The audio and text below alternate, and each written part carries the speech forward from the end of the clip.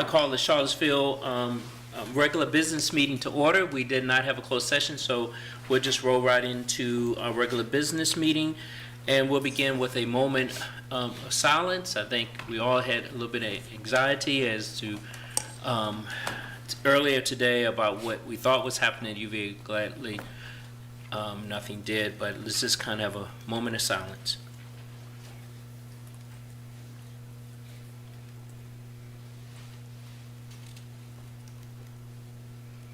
Thank you all so much. The next item on the agenda is an announcement. Yeah.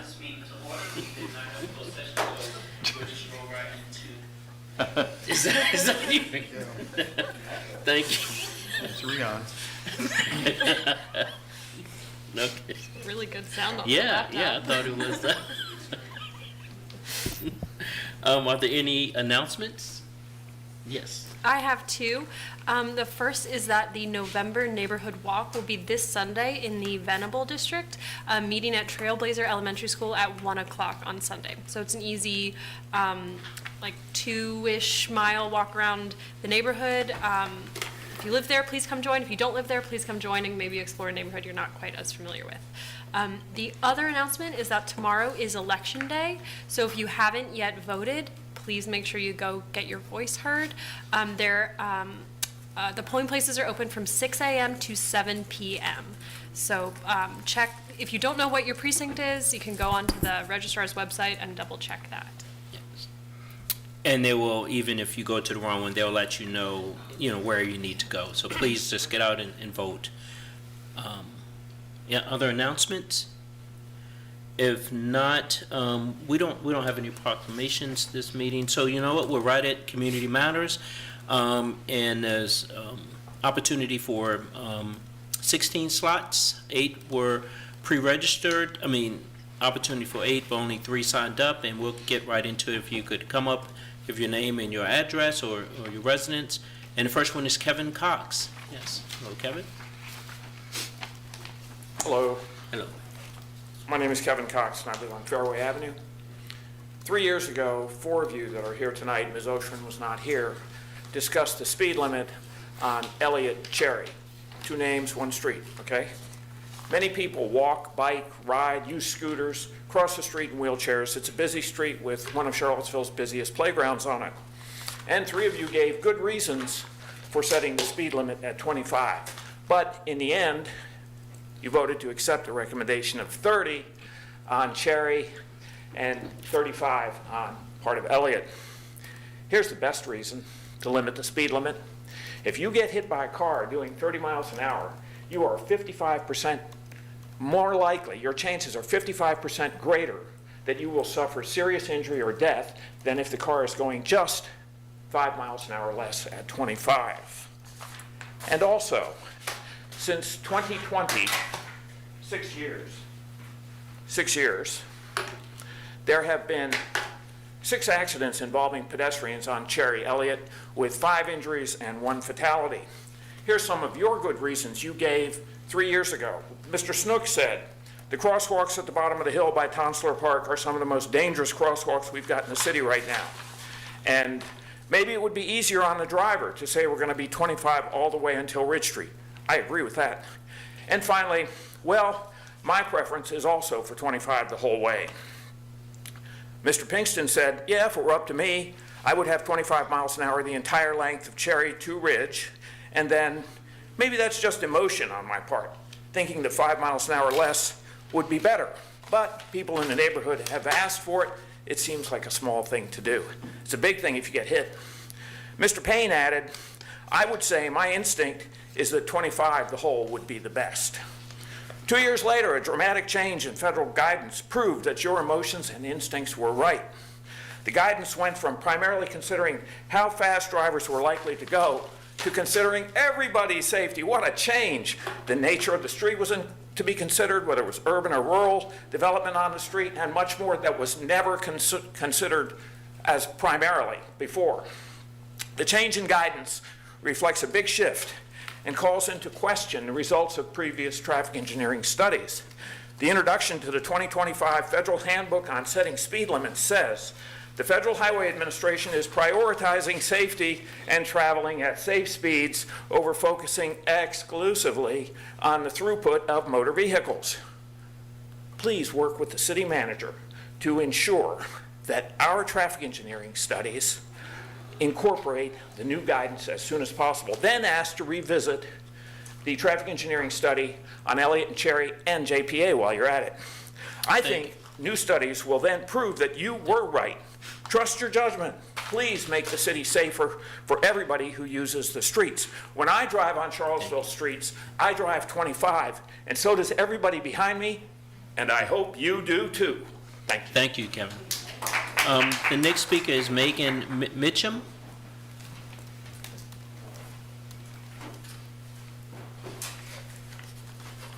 This is my first time, so forgive me, my heart is pumping. My name is Megan Mitchum. I am an Albemarle County resident, but I am also an MSW student at VCU, and I have spent this semester doing a field placement with the city's Anchor team. I've lived in this community for over 20 years and have been involved with local nonprofits for the last 8 years. The time I've spent working with and learning from the Anchor team has been one of the most meaningful professional and educational experiences of my life, and the city should be proud of the work this team is doing. Sorry, I'm like... No, you're doing fine. It's the venue, not the content. In particular, I would like to highlight Officer Tammy Shiflett, who the city is incredibly lucky to have. Officer Shiflett demonstrates true compassion and curiosity, and is one of the hardest working humans I've ever encountered. She is the heart and soul of the Anchor team, and her energy makes working across disciplines with very different philosophical orientations possible.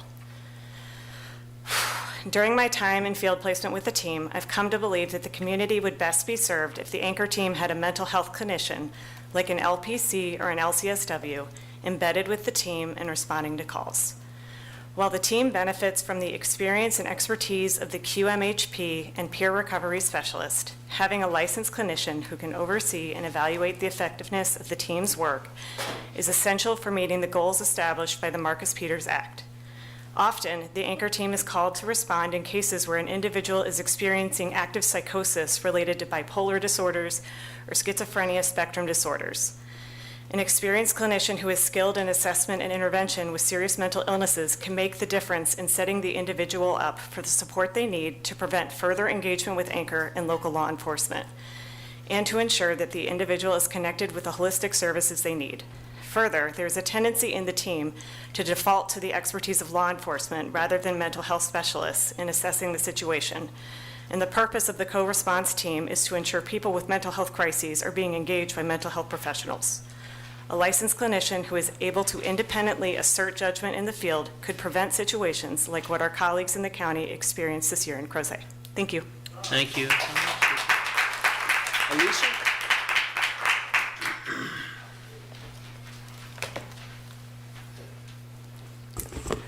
Good evening. My name is Alicia Lenahan. I'm a resident of the county. Since April, you have been reminded that stripping constitutional rights from our immigrant and refugee neighbors threatens all our rights. Since April, you have been reminded that far from targeting violent criminals, the administration will sweep up anyone it wants to, including American citizens. Since April, the community has raised alarms about data collection and surveillance. The administration has access to personal information for all Medicaid recipients. ICE has a data sharing agreement with the IRS. The links between Palantir, Peregrine, and the federal government are well documented. The administration is actively seeking voter rolls from every state. Most recently, it has sanctioned the use of Pegasus, a software developed by an Israeli-owned company that secretly infiltrates cell phones. With the acquisition of Signal licenses, ICE intends to further expand its social media surveillance capabilities and has plans to develop a round-the-clock social media monitoring team to identify leads for immigration enforcers. Recently, DHS issued a procurement for bounty hunters with the intent of arming them with this arsenal of surveillance data. In July, we were presented with a resolution that requires ICE agents to be unmasked, identify themselves, present warrants, and drive marked vehicles. Given all that's happening, our request seems quaint by comparison. You have said no, because taking a principled stand would be too dangerous for our immigrant and refugee neighbors.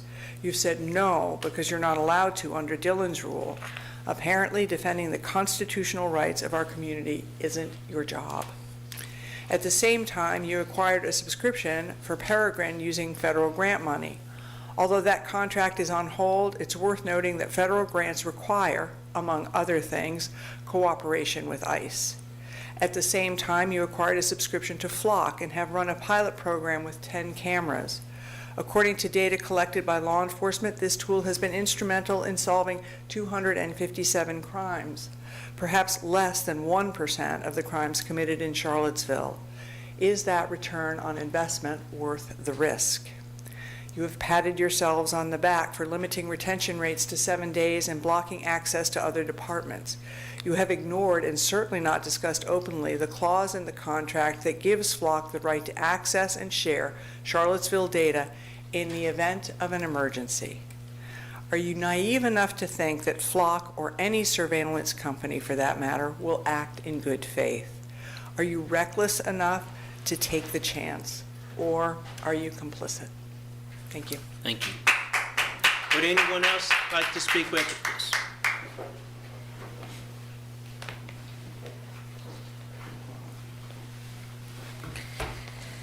My name is Isis Newman, and I live in the Belmont area.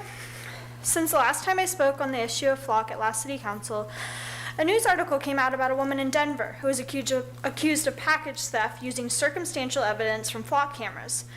The summons was dropped only after she emailed the police with extensive evidence of her innocence. Despite no other evidence against her, she was accused based on Flock showing she was briefly in the general area. What about the people who don't have piles of evidence to support their innocence? Police claim that Flock cameras are a game changer in solving crime, but it seems to me that the way it changes the game is by making it easier to charge and convict people regardless of actual guilt. It seems like it changes the game by creating an over-reliance on Flock cameras instead of doing actual investigative work. Recently, I was looking at the Flock transparency portal for Charlottesville, and at the bottom there are 5 stories that they call success stories. What struck me was one story in particular that was about us giving another jurisdiction the information we got from our Flock cameras to catch someone. The reason I think this is noteworthy is because it shows that the fact other jurisdictions can't personally search our data only does so much to protect our information. The police can decide to hand over our data to any jurisdiction. They can give information to police forces that collaborate with ICE or prosecute women for seeking abortions.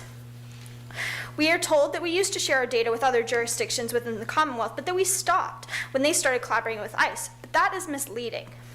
We really just started searching the database for them and then giving them the data. We must stop collecting this data so that it can't be given out. I think it's also noteworthy that our information is no longer accessible under the Freedom of Information Act as of this spring. A company known for a lack of ethics is given our information, and we aren't even allowed to know what information they have on us.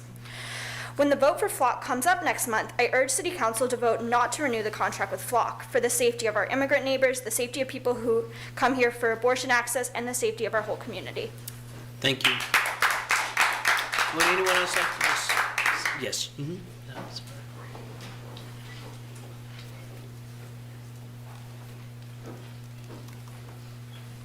Good evening, councilors. Sarah Malpass, Hey, Sarah. 626 Bailey, Byfield Neighborhood Association. So I'm here to talk on zoning and the proposed developments in Fyfell, 10th and Page, West Haven, West Main Street. But I did want to say, since Mr. Cox was here, that should council want to revisit the 25-mile-an-hour proposed speed limit that our residents support on Cherry Avenue, our residents would be delighted. I also wanted to say thank you for those of you who interacted with our residents this week on a slew of emails that I believe many of you received around some traffic concerns in other parts of our neighborhood, and we're very grateful for your time and energy on that. I'm just here to remind council that from the Fyfell neighborhood's perspective, as far as the zoning that is currently facilitating the proposal for 7th Street. Our residents don't feel that they were adequately engaged. We feel like we did have a lot of great community engagement around the pros and cons and the trade-offs of height, density, et cetera, up and down the Cherry Avenue corridor, but we were all quite surprised to find that there were some changes that happened in other parts of the neighborhood where we had not been as thoroughly engaged, and it hadn't been flagged, at least from my perspective, it hadn't been flagged for the neighborhood association that it was something that we needed to have a conversation about. So I would appreciate if there was be an opportunity for residents to revisit the zoning in that area and have those conversations around height, density, the trade-offs thereof, especially relative to affordable housing. And we also are interested in talking about what the city can do at 3 levels around building a culture of collaboration and proactive communication between residents, the neighborhood associations, NDS, and the development community.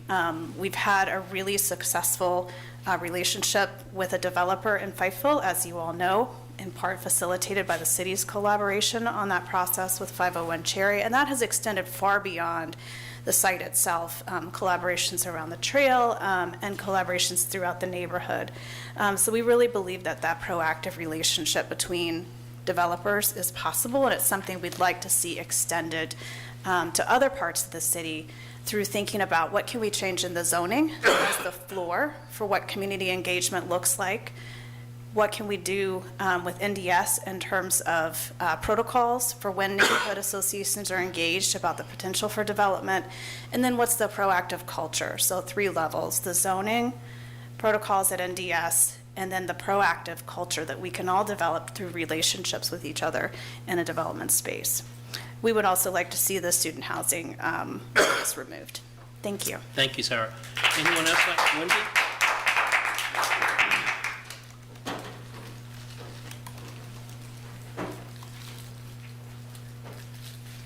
Wendy Gao, FAR. A January work session on zoning is not soon enough. Between now and then, both developments could be well into construction by then. Residents are tired of Charlottesville prioritizing housing for UVA students, but even that narrative is false. See Friends of FAR. There's this sentiment that keeps coming up that if we keep building luxury student housing, it'll free up multifamily homes, as evidenced by some recent increased enrollment at Trailblazer Elementary after the construction of the flats and the standard. But we have a couple things to say back to that.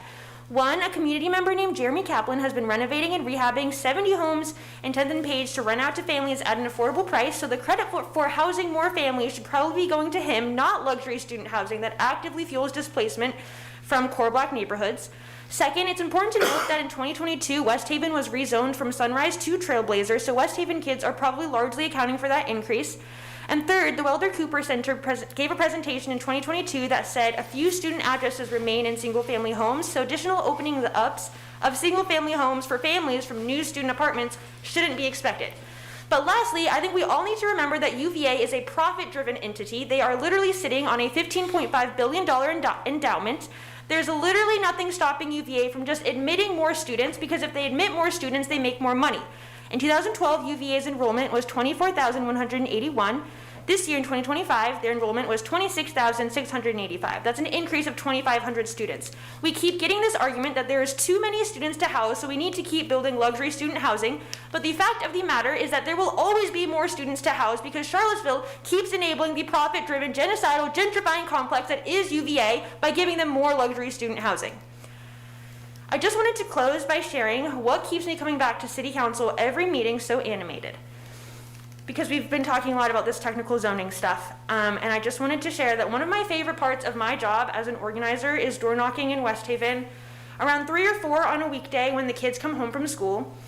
In the 830 block of West Haven, closest to Run Street, there is a group of kids that always without fail run to meet me, and they give me hugs and they show me their outfits for picture day, and I know all of their pets.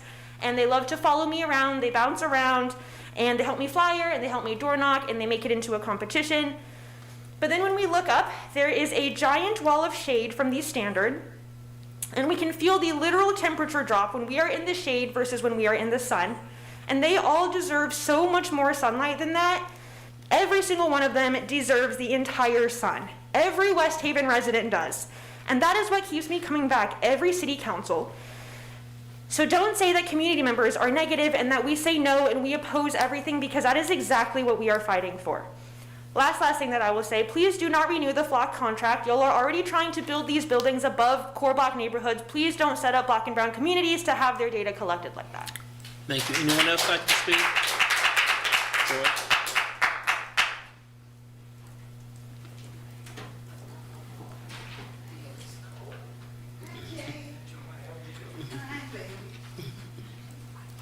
I love me some Jay. Yeah, everyone loves Jay.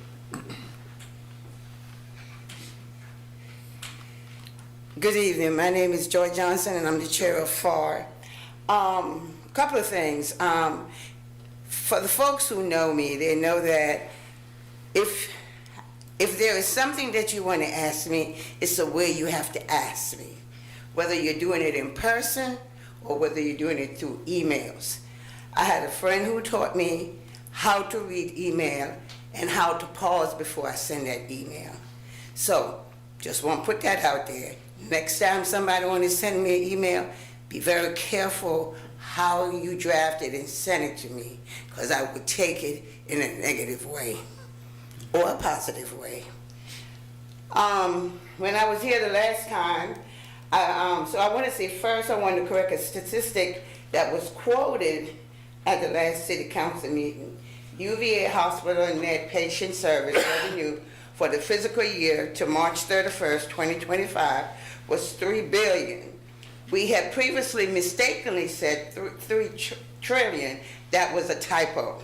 To reiterate, statistic of UVA endowment is worth $15.5 billion, 532 million in real estate holding, and $3 billion in hospital collection, and $0 in taxes.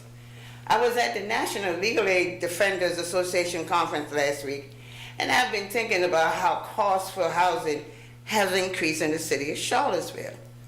The average price for rent as of September 2025 is $2,073 a month. In 2018, the average rent price was $1,325 a month. That's a 56% increase since 2018. In 2011, rent was $931 a month. That's a 122.6% increase since 2011. Rent keep going up, but people wages are not. The lowest paid worker at UVA get paid $35,000 a year, but it costs $52,000 to live in the city of Charlottesville.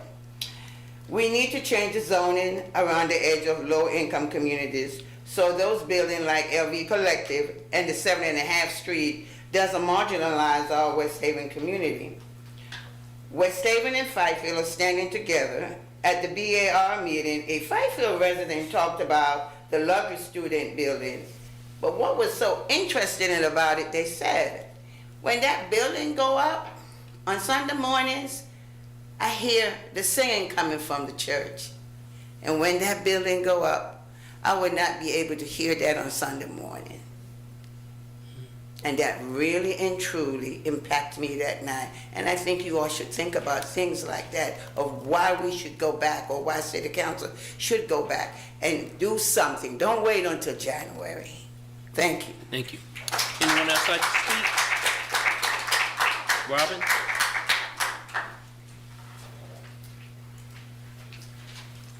Hello, Hello, everybody. I'm Robin Hoffman, and I just want to say that I campaigned for all of you. And so Thank you. we have, well, no, thank you for doing the work. And you are our agents, you know, our voice agents. You do what you ever can. But here we have a panel of people and in our government, and we can have even better agency if we elect Spanberg. And that's not just me saying that. I've actually filmed Abigail at different events. So you can watch that on my YouTube, which thank you for our agent in Charlottesville Public Access TV, which today, in less than an hour, I was able to post on Facebook and YouTube, my new episode, because I was invited through a bunch of other agencies to video, which I use my phone now, which is really cool. Even people who are videographers are just using their phone. So what does that mean? That means like from tapes in 2009 to a whole bunch of editing, I actually just put it right there with my phone. And what did I film? I filmed the Monroe Highland Descendants meetup. Oh my gosh. So the students from Michelle's class are doing the social work actually on the ground, community effort building thing. That's what it was all about. They had the William and Monroe students, and this was really like went through my heart, and I'm sure if you watch my video you'll understand. But so the students found out who was alive, who were enslaved. And then finally, at the end of the video, I actually talked with the people who cooked for the event. And we agreed, my relatives never talked about my Russian immigration.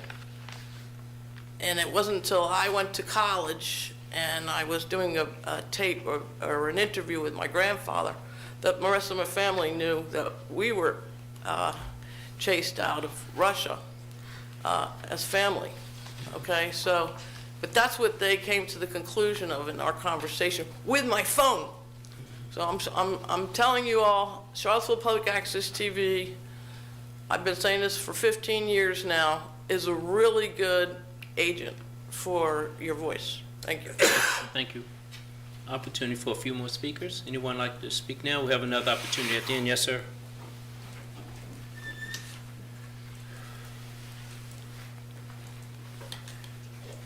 Thank you, Council. Thank you, Mayor. Thank you. My name is Frank Bechter. I am a Fifeville resident. I live at the end of 6.5 Street, very near Dice. And my comments today, I'm not very prepared, but I just have two things I want to sort of highlight. One is about democracy, but as it's very relevant. You know, how is ideal democracy supposed to work? I'm sure that's of great concern to all of you and hopefully to everyone. So I've spoken before about wanting the proposed large apartment complex to not be put where it's going to be put if it actually does get put there in Fifeville. And a question is about, well, you know, what's the process that's gone into the zoning that's been put there? How well have people been informed? Has been spoken of earlier. So there was a BAR meeting, Board of Architectural Review meeting, a couple weeks ago, which I was at. It was very much a pleasure to be there, a very great learning experience. And it was interesting because this proposal requires a certificate of appropriateness. And as I said there, that's a pretty encouraging kind of thing. If you're a Charlottesville resident, anyone in a democracy thinking, oh, well, there's a proposed architectural structure, there's a Board of Architectural Review, and at this board meeting, over the course of several meetings, a certificate of appropriateness must be obtained by the developers.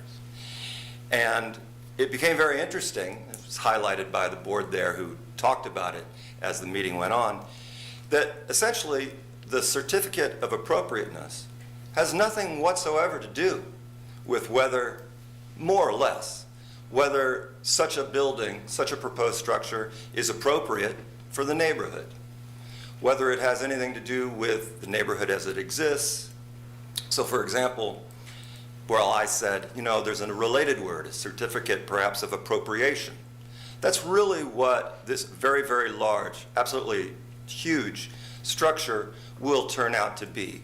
A certificate of appropriation, if it were granted. That city block will no longer be Fifeville. It might be technically called that it's in Fifeville, but it won't have anything to do with the Fifeville residents or anything like that. A little metaphor to continue to complete this with. There's 2 houses there, 2 old houses, not inhabited now, haven't been for a long time, and the developer has noted that.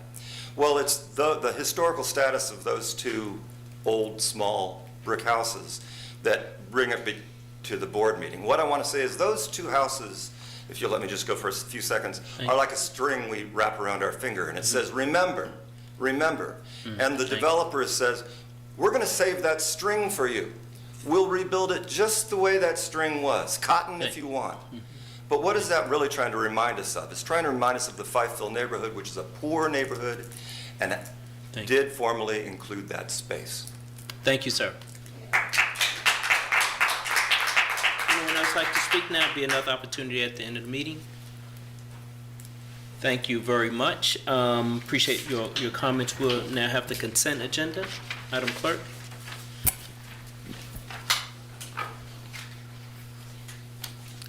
Consent agenda number 3, resolution to appropriate funds from the Virginia Department of Criminal Justice Services Edward Byrne Memorial Justice Grant in the amount of $150,000, second reading.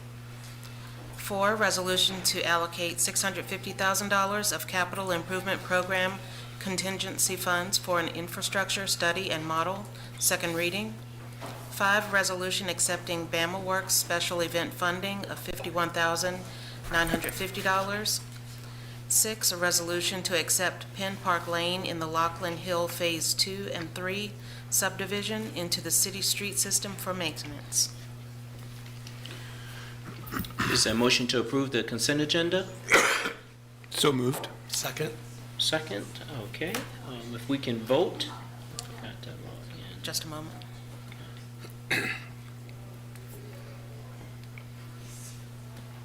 I've initiated the vote. The motion passes for the consent agenda, I think 5-0. Yes. Thank you all. Mr. Sanders, the city manager's report on public art. Yeah, Deputy Freeze has a presentation. Or comment, I don't know if it's a presentation. All right, good evening, Mayor Wade, members of Good evening. council. James Freeze, Deputy City Manager. So as noted, tonight I'm here to provide an update on the public art program, which we've spoken about off and on, I think, for several months. I don't know, remember exactly how long, maybe about a year. I think all of you know, and it goes without saying, that promotion of the arts in Charlottesville has been a longstanding priority for the city and is reflected in your strategic outcomes and within the comprehensive plan. In the past, the city has invested in public art, mostly through partnerships with with arts organizations of various types, and we have a collection, if you will, of public art throughout the city, made up of primarily of statues and other pieces of art that can be found on streets, in public places, and in neighborhoods. Right now, we are working on a new public art program, which will have an accompanying art ordinance that would go with it. There are 3 primary recommendations that are coming out of this art program at this point in time. One is that public art should be managed and maintained by the city rather than through a separate entity. So again, in the past, we've partnered with other organizations and they've had maintenance responsibility. Those other organizations have, for a variety of reasons, ceased to exist. And so our recommendation at this point in time is that going forward, the city would actually own and maintain the public art that it makes up the city's collection. And that also would ensure that maintenance of public art is carried out consistently with our city objectives and carried out that the materials and the makeup of this art is within the capacity of the city to do so when we choose new art pieces. Second recommendation is to establish a public art committee.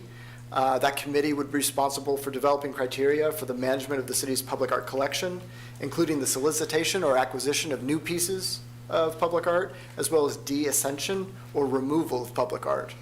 It's a really important piece of the public art process, is making sure that we actually go through the correct processes for removing a piece from the city's inventory. What was the word you used? De-ascension. That's a new word for me. That's I'm sorry. it's a term of art within the art Yes. world.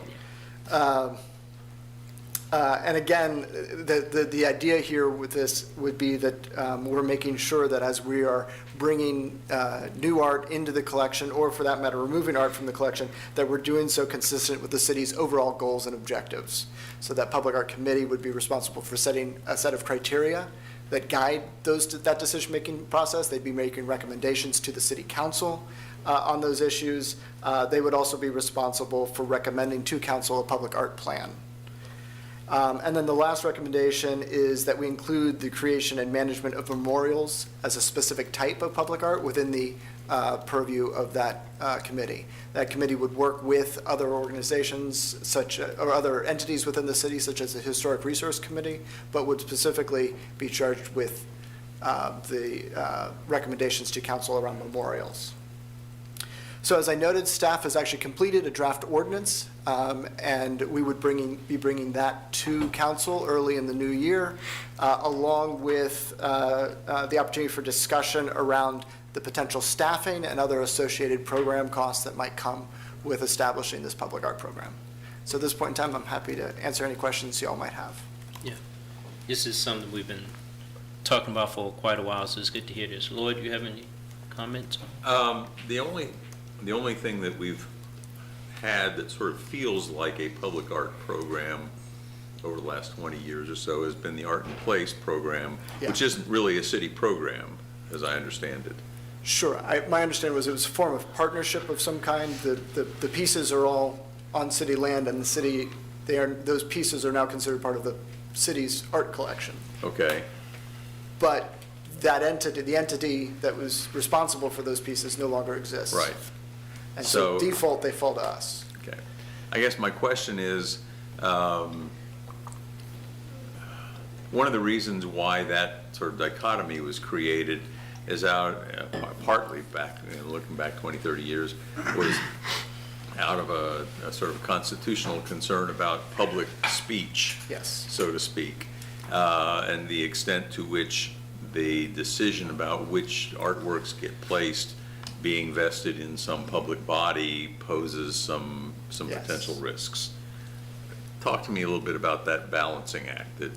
How is that going to work under this new scheme? So it's something actually that Mr. Maddox and I have had a number of conversations about as we've been talking about this, is particularly that First Amendment issue. The bottom line is in those criteria, that the art that we accept is tied to clearly stated criteria around how the city makes decisions about the acquisition of public art, and that those criteria are tied to a set of publicly identified goals and objectives. And maybe, John, if there's anything you want to add on top of that, it'd be helpful.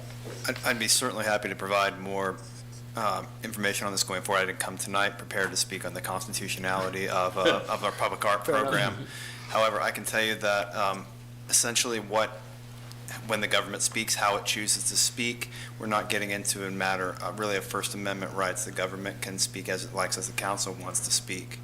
And it can put up art that speaks to that. It can, if somebody wants to put up art, the council can choose to reject it.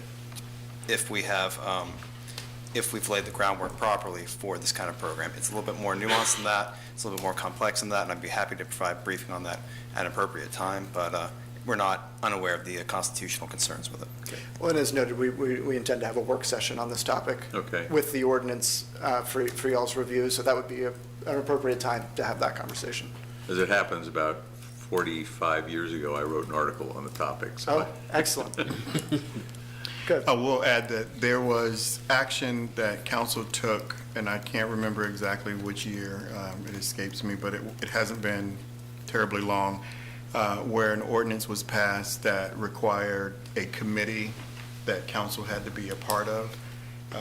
It was in response to one of the anniversaries of August 12th, and it was in association with the request that you all received to hang pictures in the trees on the mall that Eze Amos had put together.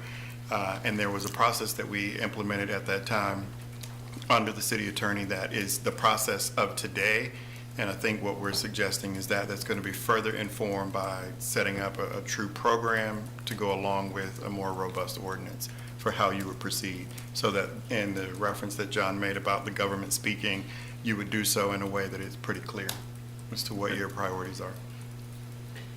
Thank you. Anything else, Floyd? No. Brian? No. Just a quick question. This is a committee that would only oversee things that the city is managing. It's not like if someone wants to paint a mural, they have to come to the committee to get it approved on their It's own. only city projects, therefore, on public land. So if somebody is doing a mural on the side of their building, that's entirely a private matter and would be handled privately, unless it triggers something related to zoning, Or the signage. sign ordinance, and there's all kinds of material out there on differentiating between art and signs that we don't need to get into now. Okay, so just for city stuff. Yeah. Got it. Thank you. Would this have to do with street art? Like if we Yes. had colorful crosswalks or Yeah. bump outs? Yeah. This would fall under that purview? It would, yep. So again, anything on public property, including, we would look at street art through this as well, yep. Okay, thank you. Yep. Michael? Yeah, well, I think, this is obviously a positive step forward. The city, could obviously do a lot more to support our arts community. I think even cities like Buena Vista seem to be more proactive about having city-supported murals than we have been in recent years. And it seems like a small thing, but I think it builds community and public art as a real public good that regardless, everyone can enjoy, especially when it's not, corporate AI-generated slop art. But regardless, what would it look like to operationalize this, given that the nonprofits we used to rely on are now defunct? Once we pass this ordinance and the committee makes decisions, what will it look like for it to be staffed and help support investment to get a piece of public art displayed or finished or commissioned? Are you anticipating a new staff position, an existing staff position that's, given oversight of this, kind of what? Yeah, those are actually exactly the kinds of questions that we are talking about in preparation for a work session early in the year. I do anticipate staff time. We've talked with other communities that have kind of a similar program at a similar scale, and we believe it comes in at around, once you're up and running, as something that would be handled within a part-time type position. Whether that's a new position or something we're able to incorporate into an existing job description is something that we're going to be looking at. There's a big difference, though, between managing a program that's kind of up and running, if you will, and getting it up and running. And so we're looking kind of at that question separately. What's it going to take to get this up and running? And by that I mean facilitate a conversation with this committee to establish criteria, establish a set of processes and procedures. How are we accepting solicitations for the donation or otherwise of art? How are we soliciting out into the community, into the art community for specific pieces, stuff like that. There's a whole set of processes and procedures that have to be established and criteria, as I said. That kind of build-up period of time is going to be completely different than kind of running the program in the future, where it's really going to be more of an administrative task. So those are the things we're looking at, and we intend to carry that conversation forward with you all in a work session upcoming. And presumably on the committee, you have a lot of people in the arts community, helping to develop that. That would be the idea, yeah, absolutely. And then maybe it's to be determined as part of that process, would we expect some pool of money that's in the budget for commissioning, maintaining, public art going forward? Yeah, I would anticipate that, yes. Thank you. I think this is great. We needed this. Looking forward to the work session as I get out more and more to understanding the art world. I'm visiting Second Street Gallery, of course, Live Arts, McGuffey. The arts is a big part of what makes this city tick, and I'm glad we can lean in this manner to assist, to make it stronger, because I think it's a big thing that draws people to the community. So Thank you. Do we have a work session already scheduled for this, or is something Not next year yet. we're going to get? Wanted to make sure we had other conversations first before I Yeah, started. yeah. Sounds great. Thank you. Great, thank you. Thank you. Any other items, Mr.? No, that is the report. Thank you. We're now on to our action items. The first item is a public hearing and ordinance to vacate Clark Court, a city-maintained street. Matt, you. City Council, Mayor, Matt Alfley, Development Planning Manager, NDS. It's been a while since one of these has been in front of you. Just a little bit of background before I jump into this. Prior to 2019, when someone was looking to close typically an alley, it would be the property owners would come together, if they agreed to it, it basically would come to this body almost ministerially to close it. There was a push, previous council, to recognize the value in our paper streets and our, of course, city-maintained streets. So a policy was drafted that actually put more guidelines and a rubric in place when someone wanted to close a city-maintained street. Really cut down on the number of ones y'all have seen in front of you. You probably have not seen hardly any in several years. And so that really is kind of the background of why that request is kind of slowed down. So typically, people who come to the city and want to close, they go through a process and they score on a rubric, and that score at a certain level doesn't even get to in front of y'all. One of the elements of the rubric that will push it in front of y'all is when it's connected to a proposed development. And so what you have tonight is the Jefferson Scholars. They've been working actually on this for quite a long time, just at a slow pace.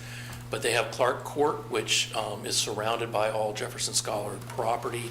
They put forth a proposed preliminary site plan under the old code. This is back in 2023, that would vacate Clark Court, turn it from a cul-de-sac into a new private maintained street.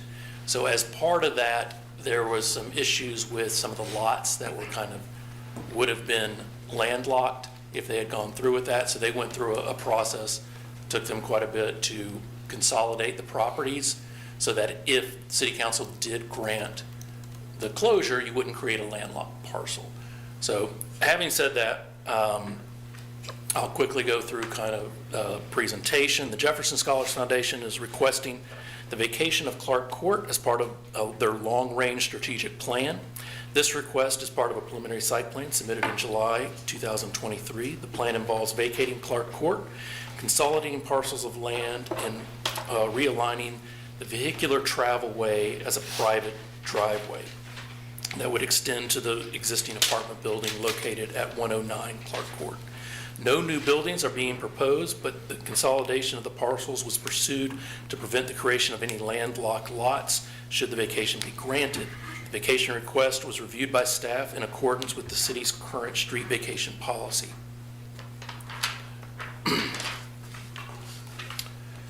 The main proposal within the preliminary site plan is the realignment of Clark Court as a private vehicular driveway.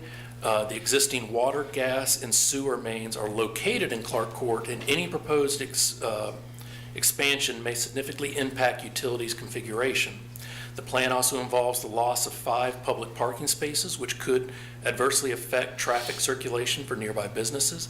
The city's utility department has reviewed the vacation request and determined that any proposed expansion by the applicant may have significant impacts on the utilities configuration. The extent of this impact cannot be determined until the applicant provides a more detailed plan for future development of the site. Staff recommends denial of the vacation request based on several factors. First, there is insignificant development details to ensure long-term impacts on utilities, access, and circulation. Existing water, gas, and sewer infrastructure within Clark Court would be compromised or require complex reconfiguration requiring engineering plans or securing easements, all of which would need to be submitted for review. Additionally, the loss of 5 public parking spaces is a potential adverse impact to traffic and circulation. for nearby businesses. The full analysis can be found in your materials. In conclusion, staff recommends denial of the Clark Court vacation due to insignificant development details. With that, you're going to hold a public hearing. Staff is available to answer questions, and the applicant is also here and has requested a presentation they would like after you have clarifying questions, but prior to the public hearing. One question, were you saying that there was insignificant? Insufficient. Insufficient, that's what I thought you meant, but I Yes. think you said Excuse me. insignificant. Okay. Insufficient. The city, we would like to see what their longer-term plans are for the site before really exploring vacating Clark Court. Is there a reason why a decision, I mean, if we were to say, in theory, yes, but not yet, is that a sufficient answer at this point? It would be. So this is the public hearing, and so there's a draft ordinance, but you could enter in negotiation with the applicant for what the value of Clark Court is. That would take time. Conditions could be put in the ordinance that both the city and the applicant agreed to, that if one of the things outlined in the policy is that, that the vacation would only happen if certain things happened in the future, so you're not giving up rights to a city-maintained road. So there is leeway for city council when if they decided this is something they wanted to pursue, the next phase would be entering into negotiation. And the other question I had, with the 5 parking spots, are those internal to the Clark Court there, or is it out on the road, or what? No, these are the 5 spaces are on Clark Court, which is internal. And and doing what they're doing, I mean, I guess on the one hand, 5 spaces internal to Clark Court, I'm not sure I understand why that's a public issue. Isn't it more an issue for them? There are spaces that the public could use to access businesses across the street. I mean, they're public spaces, so they're not dedicated to the Jefferson Scholars. They're for anyone to use to shop or go around that area.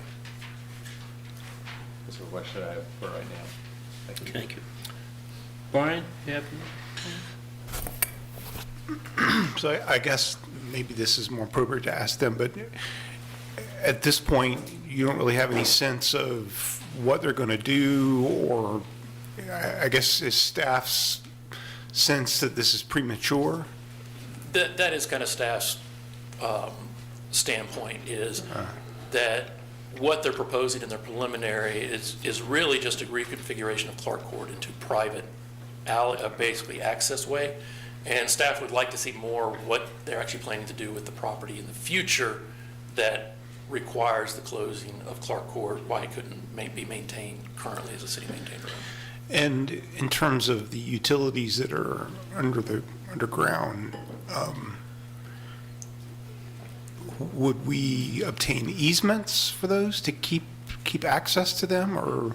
They would either need to be abandoned, so there are mains running through Clark Court, and they would either need to be abandoned, because they're only serving those properties, to be treated as laterals, or they would need maintenance easements over them. So there's a path forward with utilities, but that path has not been defined. I see.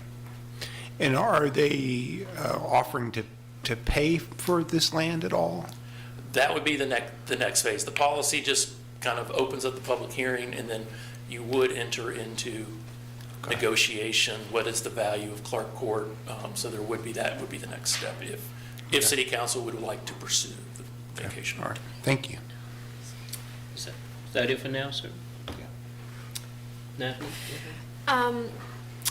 So looking at the preliminary site plan, it looks just kind of like they want to make the street look a little nicer. Is that something that they could do without vacating it?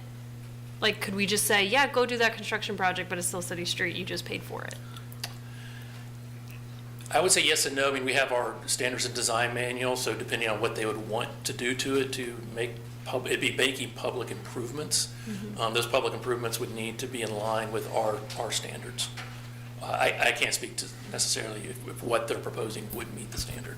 But if it did, that's theoretically an avenue that's not part of this current ordinance. Yes, if they wanted to improve our street, and yes. But it still belongs to us. Can you talk a little bit more about the utilities situation, about who pays for what in the different scenarios? I don't have enough background to speak too in-depth in that, just that there are mains in Clark Court that serve, so your main would come through Clark Court, you have laterals that come off and serve like the apartment or the Jefferson Scholars building or the home, and you can't have a lateral coming off a lateral. So this would, in essence, if you close Clark Court, it makes that main a lateral because it's on the private property. And in utilities review, they felt there was a way to overcome this issue.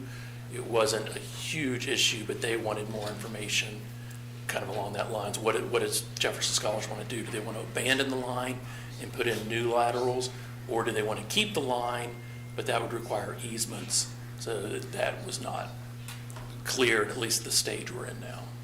Okay. This feels kind of out of order. Like we don't have the information on costs and that sort of thing yet. Well, and they would still have to get an approved site plan for what they're doing, which would then trigger these additional comments and requirements from utilities. Okay. But by then, we would have approved the vacation already without knowing the potential funding. It can be, the vacation can be conditioned on getting an approved site plan. Gotcha, okay. Yeah, okay. Thank you for now. Mike? Yeah, as others said, I'm not too hung up on the 5 parking spaces so much as the utility issues. So just to cover, it's accurate, the vacation would affect access to an existing apartment building, correct? That's been resolved. That was one of the things hanging us up from this coming several years ago, was it could have, but the Jefferson Scholars did go through a boundary line adjustment to combine lots. It required some changes on their end that took them a while, but if you did vacate, that would not, under the configuration, would not create a landlocked parcel. So that has been resolved. That was one of staff's early concerns, and that was something Jefferson Scholars worked through and resolved. Right. And, the other question, which I know is broad, adjacent parcels are zoned CX8, some of them. Per our earlier conversation, this is an area where there's unanimous agreement that it makes sense for larger, denser student housing to go without any, displacement risks. Point being, if we were to just vacate the street where things are today, and they have control over access points and utility infrastructure, in theory, they would have the ability to control whether an adjacent parcel at CX8 is practically developable or not, correct? When you say adjacent, as far as, let me pull maybe the picture back up, maybe I'm not quite following. Just looking at it on GIS, adjacent parcels are CX8. And just, I'm just wondering the extent of if we vacate, because in the staff memo it says there's critical utility infrastructure and provides access points to adjacent business or adjacent properties. Would any of this impact those adjacent properties that are zoned CX8? It wouldn't impact any that aren't owned by Jefferson Scholars. The impacted parcels are the ones owned by Jefferson Scholars. Okay. So when the staff memo is saying adjacent properties is just there. Adjacent is to Clark Court, but are all owned by the same entity. Okay. I don't have any other questions. Before we have comments from the applicant, so as far as the use of the spaces by local businesses, are they using it now? The spaces now, do you know?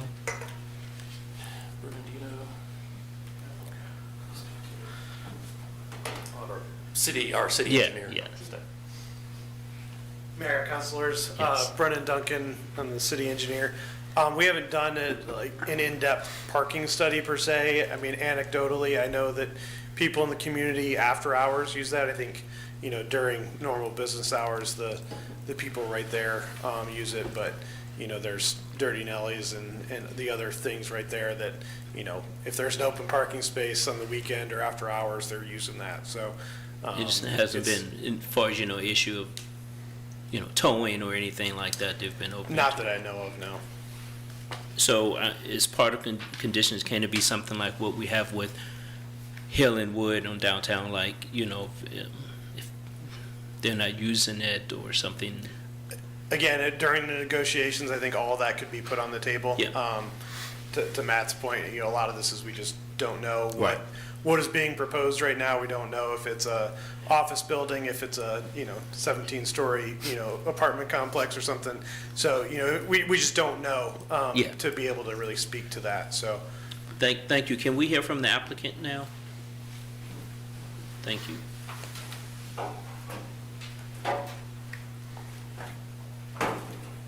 Hi, good evening. Hello. My name is Helen Dwyer, and I am representing the Jefferson Scholars Foundation located in the city of Charlottesville. And on behalf of the foundation, I'd like to thank you for your time and consideration and for allowing us the opportunity to present our application for the city of Charlottesville to vacate Clark Court. First, the Jefferson Scholars Foundation is an independent 501c3, a nonprofit organization located in the city of Charlottesville. We operate separately from the University of Virginia and manage our own finances and governance, and unlike UVA, the Jefferson Scholars Foundation is a taxable entity. The last calendar year, the Jefferson Scholars Foundation paid $433,000 in property taxes to the city of Charlottesville, with cumulative payments totaling $2.697 million over the past 10 years. And if City Council chooses to vote tonight to approve our application to vacate Clark Court, the Jefferson Scholars Foundation's payment to the city of Charlottesville would increase by the purchase amount of Clark Court and by the additional property taxes from not only Clark Court itself, but also the increased property taxes based on the improved value of the land from the Jefferson Scholars Foundation's future building enhancements and the redevelopment of the site around Clark Court. It would also decrease the city's maintenance expenses related to Clark Court. The Jefferson Scholars Foundation is situated one block from the intersection of Fontaine Avenue, JPA, and Maury Avenue, off of Maury Avenue and Clark Court. And in 2009, we moved into our facility off of Clark Court that houses research, study, and office space for our funded professors and our undergraduate and graduate students and our administrative offices. But before we moved into the neighborhood, we reached out and connected with the JPA Neighborhood Association to establish a strong and collaborative relationship, now a 16-year-plus ongoing partnership. The JPA Neighborhood Association has utilized our facilities for meetings, gatherings, events, and parking, and we will continue to work with the association to foster a sense of community as good neighbors. Also, in 2009, upon moving into the neighborhood, we connected with our local restaurants and retail establishments, and we learned that parking for the public and customers was limited, so we offered our parking lot and parking spaces to the public and customers for the past 16 years outside of business hours and on weekends, easing the parking constraints for city businesses and neighbors. And we intend to continue to support our neighbors with the use of our lot for parking and for public and customer parking should we own Clark Court. Over the subsequent years, our community grew. More professors, more graduate students, and more undergraduate students joined our community.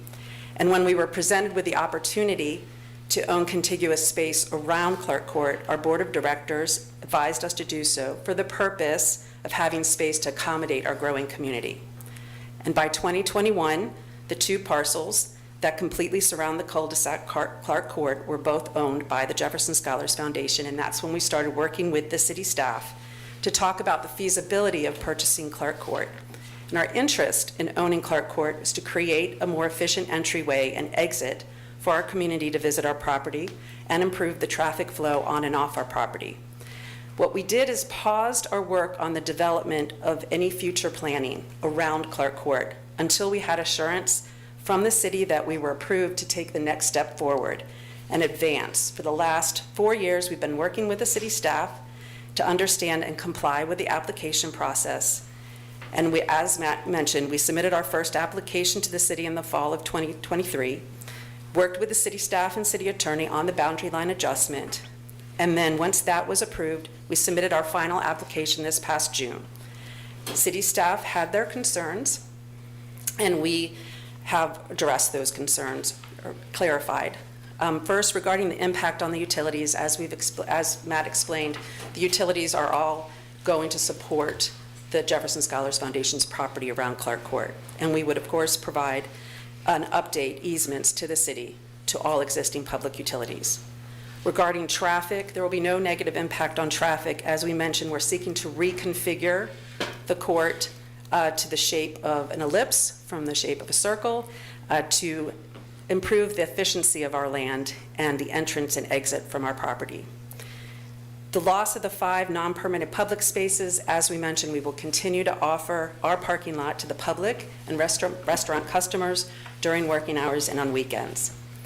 So we are applying for the city to vacate Clark Court so that we can improve the land usage efficiency, including continuing to enhance landscape and pedestrian pathways for the public. And if we receive assurance from the City Council that the application is approved, we look forward to working with the city staff to explore opportunities in the advancement of our development, our strategic plan around Clark Court that would not only accommodate our growing community, but also mutually benefit the public and the city. City of Charlottesville would benefit from our potential purchase of Clark Court from the proceeds from the sale, the additional tax revenue from Clark Court, and the Jefferson Scholars building improvements around Clark Court, increasing the value of the land, adding to the millions of financial support that the Jefferson Scholar Foundation has paid to the city, so as to provide an opportunity to the city to invest in other community needs. No longer responsible for the cost of the maintenance of Clark Court or the performance of the public utilities, we are committed to complying with the joint planning reviews and the city staff and residents as our plans develop, sharing those along the way.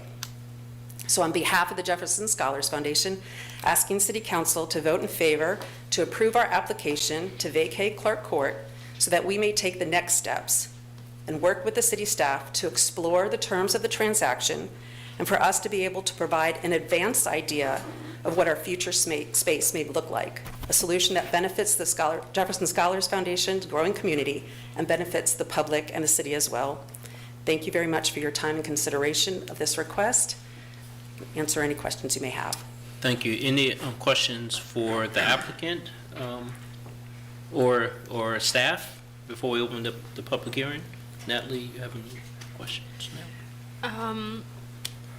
So, if I'm understanding correctly, staff and Jefferson Scholars Foundation have gone back and forth over this for several years, and city staff still have questions about what's going to happen on this property. And then on the other side, UVA, or Jefferson Scholars Foundation, excuse me, is saying, we can't tell you what's going on with this property yet until we know we can build the road differently. That's correct from the Jefferson Scholars Foundation standpoint. Yes, I would say that is correct. So how do we bridge that gap? Who moves? Staff, how much do you need to know? Jefferson Scholars, how much are you willing to share?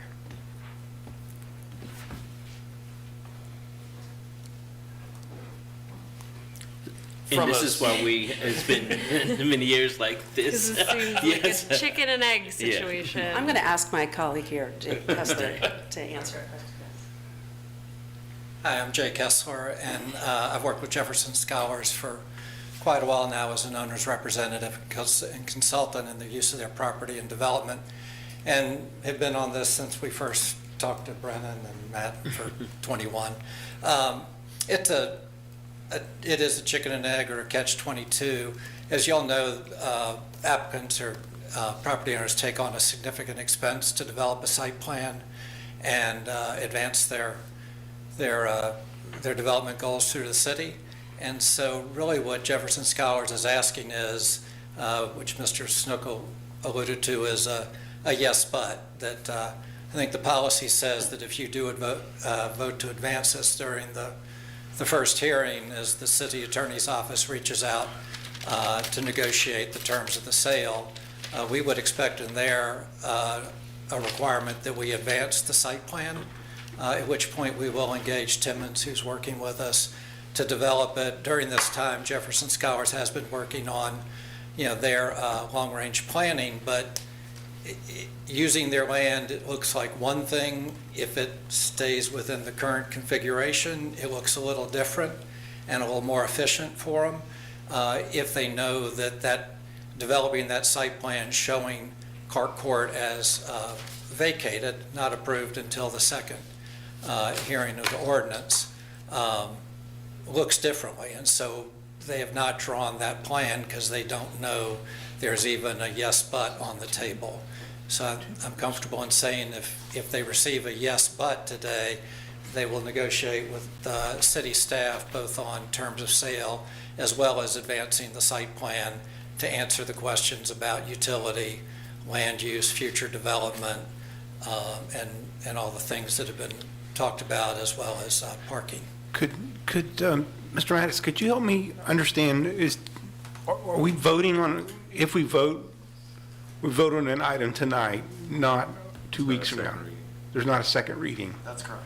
So tonight, if we were to vote for this, we basically would be the ordinance closing, vacating, discontinuing the public road, and then there would be another step of the actual transaction of the property. Is that what would be the next step? Yes, you would be opening it up for negotiation between staff and the applicant.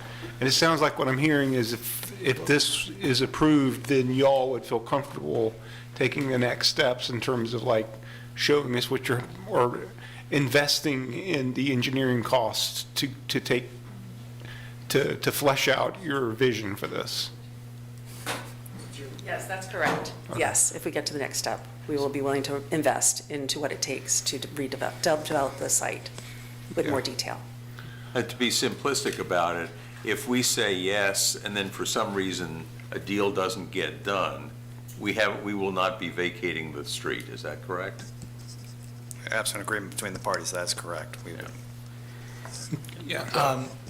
And so, the ordinance that's in our packet tonight and the deed of vacation is vacating that public street for $10. So is that accurate that what's in our packet tonight is, there wouldn't be anything to negotiate? They'd be getting this piece of public infrastructure for essentially nothing?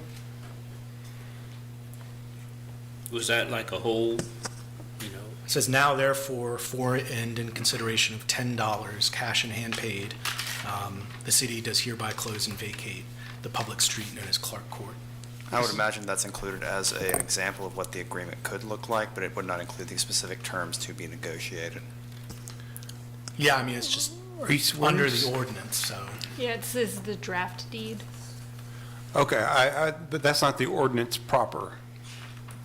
The ordinance proper doesn't include that.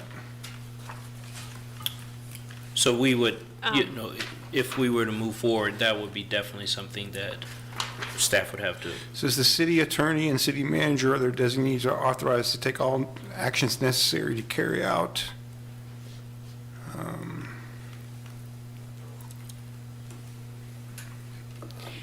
So how far away from the information that you need is it? Like, I know staff has said it's got a 0.4 on the rubric, so it is acceptable within the limits, but there's still material that you need. Are we like 80% of the way there? Are we 10% of the way there?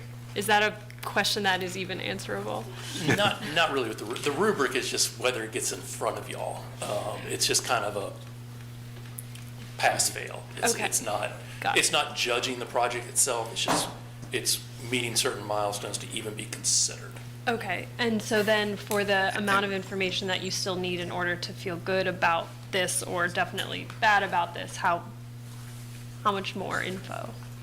And is that question answerable? Council members, before we start getting too far into maybe what your ultimate decision is going to be on this, I might suggest opening up the public hearing Good point. first to Yeah. take that input before you start reaching decisions. Good point. I mean, I think the applicant understands that the city has legitimate questions. We replied to the preliminary site plan review and said, really, we don't take any objection to the questions or the open items. Y'all may pass the yes but this evening, and then city and Jefferson Scholars can't even reach agreement on price of land. The city wants $10 million, and we're not, Jefferson Scholars doesn't want to pay that for the land, and so therefore, until we can at least start the negotiations, then Jefferson Scholars is fully prepared to move forward with the site plan, which, as y'all know, any site plan working with the city works out all those details about utilities, everything, what the use is, that it's conforming with the current development code, and the uses. So Yeah, all that is to be determined, and we're prepared for that. And I've got a quick follow-up before you open it up. Does that amount come back to us, or is that done at staff level to figure out the cost of purchase? Would that be something we would need to come back and approve, or? I think that we said that the city manager and the city attorney, I think that let them work it out. I mean, in my mind, you would want to see it? Well, I don't know. I'm asking, what is the rule? So how the ordinance, or how the policy is written, it would be with first determining a value. So it is staff level to determine a value of the land for the negotiation. Okay, thank you. Okay, we're going to open up the public hearing. Would anyone from the public like to speak on this item? Now, would anyone? from the public? Oh, okay. Yes, sir.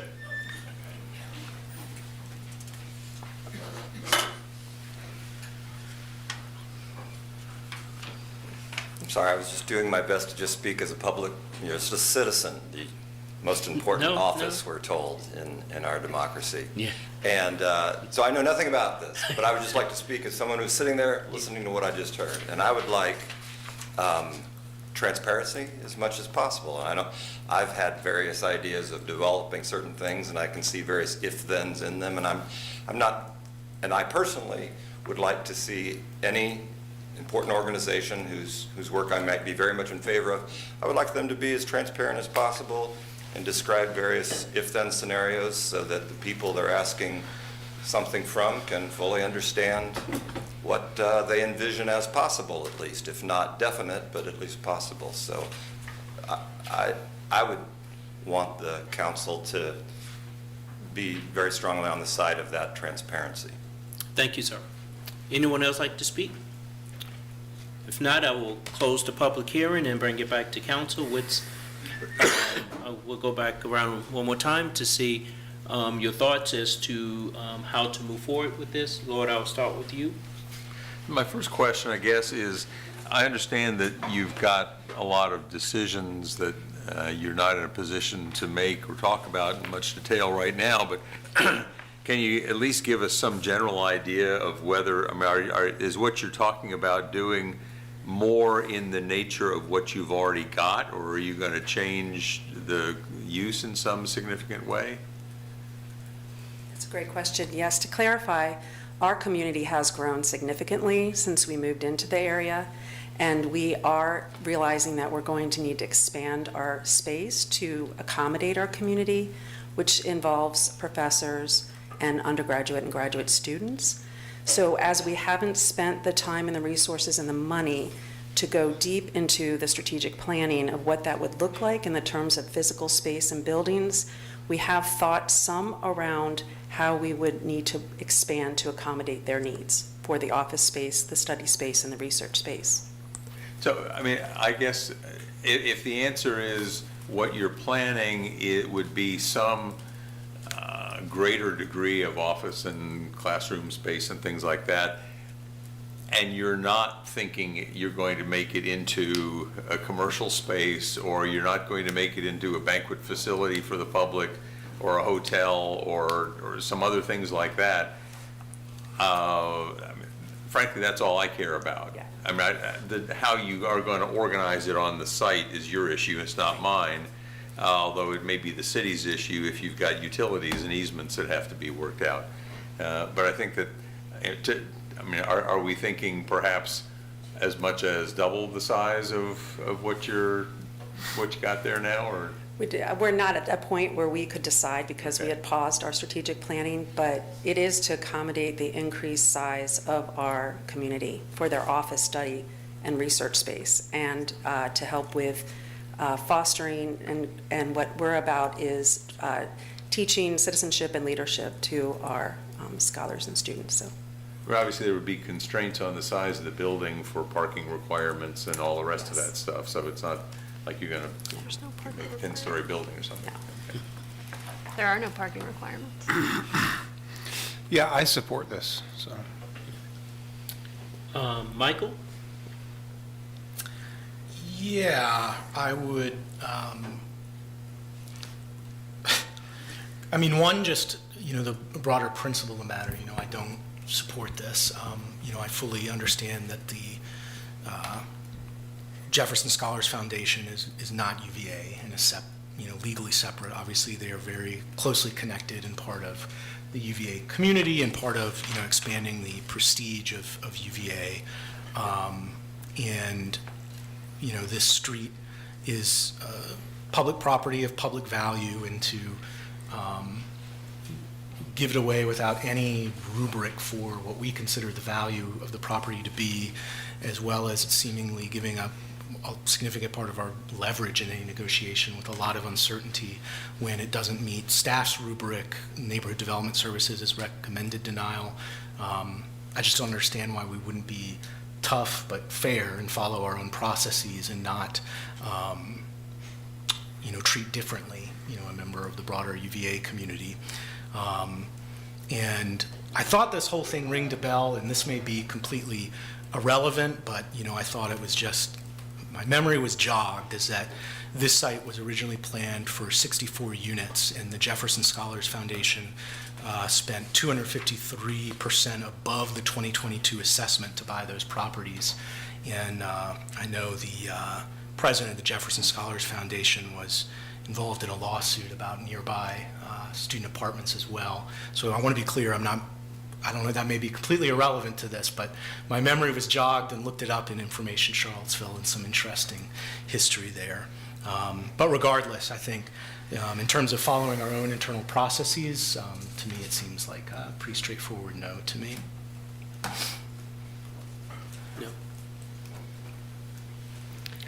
No, the comment period is over. Thank you. I am, at this time, inclined to agree with staff. If the staff get what they need and come up with a different recommendation later, I'd be happy to revisit. My thought, are you done now? I'm sorry. Okay. My thought on it is that, I have a couple thoughts. First of all, though the draft deed says in consideration of $10 cash in hand paid and for other good and valuable consideration, that's a legalism that we use all the time to say we're not specifying in the deed what the amount was that was being paid. So it's not like we're going to give it away for $10. I don't know what the process would be to figure out what the value of the property would be, but it would surely be more than $10, and there are ways, objective criteria for figuring out what the value of the transfer would be.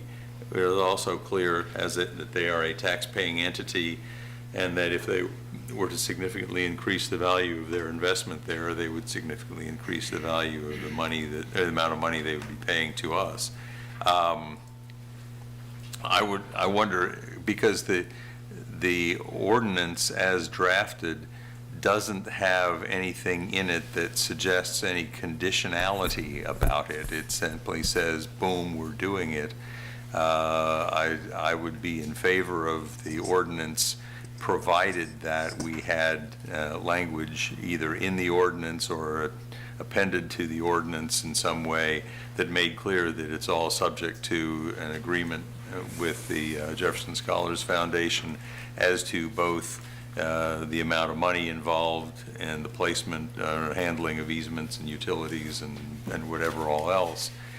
That site there, yes, in theory, we could say, well, gee, you ought to tear down what you got and let's go build 64 units of housing. That's not going to happen. I think the question is, given what the property owners want to do with the property, what they want to do with the property doesn't sound like it's anything we object to. And the only question, I don't see, the questions that the staff has are involving basically 5 parking spaces. I don't frankly see that as a huge issue, and dealing with the easements. So if we deal with the easements to the satisfaction of the staff, then fine. So I would be in favor of a motion that would attach that requirement that the condition be expressly stated, that it has to be worked out with staff on money and easements. Could I ask one quick question? It says within the 20-foot Oak Street platted right-of-way. What is that? That's in the second paragraph. I think there might be Is that some some other- language from another amendment. That's interesting. Sorry, are you looking to the draft deed or the ordinance? I'm looking at the ordinance. Second paragraph of the ordinance. It says there's no known record of the city council ever having formally accepted the area within the 20-foot Oak Street right-of-way into the city streets. Is that something that may have slipped in there? Is it, because I didn't think Oak Street was in that area. It's not. Yeah, I was like, so anyway, you just want to clean that up if it's. Well, doesn't I should note that per the policy that Mr. O'Feely handed me just a moment ago, this is essentially a first reading, and then in between we work out the details, and then you vote on it in a second reading kind of process that's laid out in our policy here. It says, if council has indicated a desire for the area to be purchased by adjoining landowners, then the city attorney's office shall contact the applicant to negotiate a sales price prior to any second reading of the ordinance. And then if council has indicated a desire to condition the vacation upon commencement of a development within a specified period of time, then prior to any second reading of the ordinance, staff shall confer with the applicant as to what amount of time is anticipated prior to commencement of the development activity. And then, Where are you reading from? I'm reading from, this is the policy that was passed via resolution back in 2019. Oh, in okay. Vacation. And it further says that prior to scheduling an ordinance for final action, the clerk of council shall verify the city attorney's office that all matters contemplated to be set forth within a final ordinance have been incorporated into a final proposed ordinance for council consideration. So I believe what you can do is consider this a first draft, what this might look like. Once you have indicated a desire to move forward with this, we would work out the details, and that would be incorporated into the final ordinance, which you would vote on. So, I just wanted to chime in about my position on that. I think I'm going to support it as well because they're paying taxes on the space. They are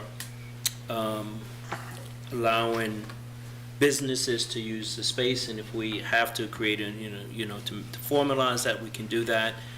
And also, just as a side, I've been working with many of the students over the last year to do many volunteer things in the community. As a matter of fact, this Saturday we're doing Habitat Lunch. So it's been a great asset to the community. So I'm going to support this, not because of that, because I think it's that it'll be a plus for the city. And I just wanted to correct myself, just for the factual record to be correct, that the 6 properties that the Jefferson Scholars Foundation bought were not the ones tonight, but directly across the street. 6 properties, I think 5 of them undeveloped, so essentially turning that significant part of that street not into housing, but the Jefferson Scholars personal street. Okay. Can I get a motion for consideration? So we're moving this, all right, help me out here. Yeah, I move the ordinance as laid out in the packet here, knowing that this is the first essentially of 2 readings. Is to understand the process. This would be the first two readings. I think what I'm looking for is a motion indicating the council's desire to vacate the property if suitable terms can be reached. I move what you just said, sir. Can I get a second? I'll second it. Okay. I think I need some clarification on what that motion I is. can't imagine why. As if it's a I think what public this, hearing. it is a public hearing, but what we need is based on the input, based on the public hearing, council, we need an indication of desire for the area to be vacated and then purchased by the adjoining landowners, by the Jefferson Foundation, and further asking staff to enter negotiations for the purchase of that land the city would be vacating. That sounds like a fair statement. I'll second that. Is that what you meant, Mr. Pickson? Yeah. I second it. Are you okay, Ms. Thomas? We'll clarify later. Okay. So is it up to vote? Yeah, she's working on it now. The motion, Waiting on Lloyd's vote. going voice vote? No, I'm waiting on Lloyd's vote to Oh. show up. Oh, I see.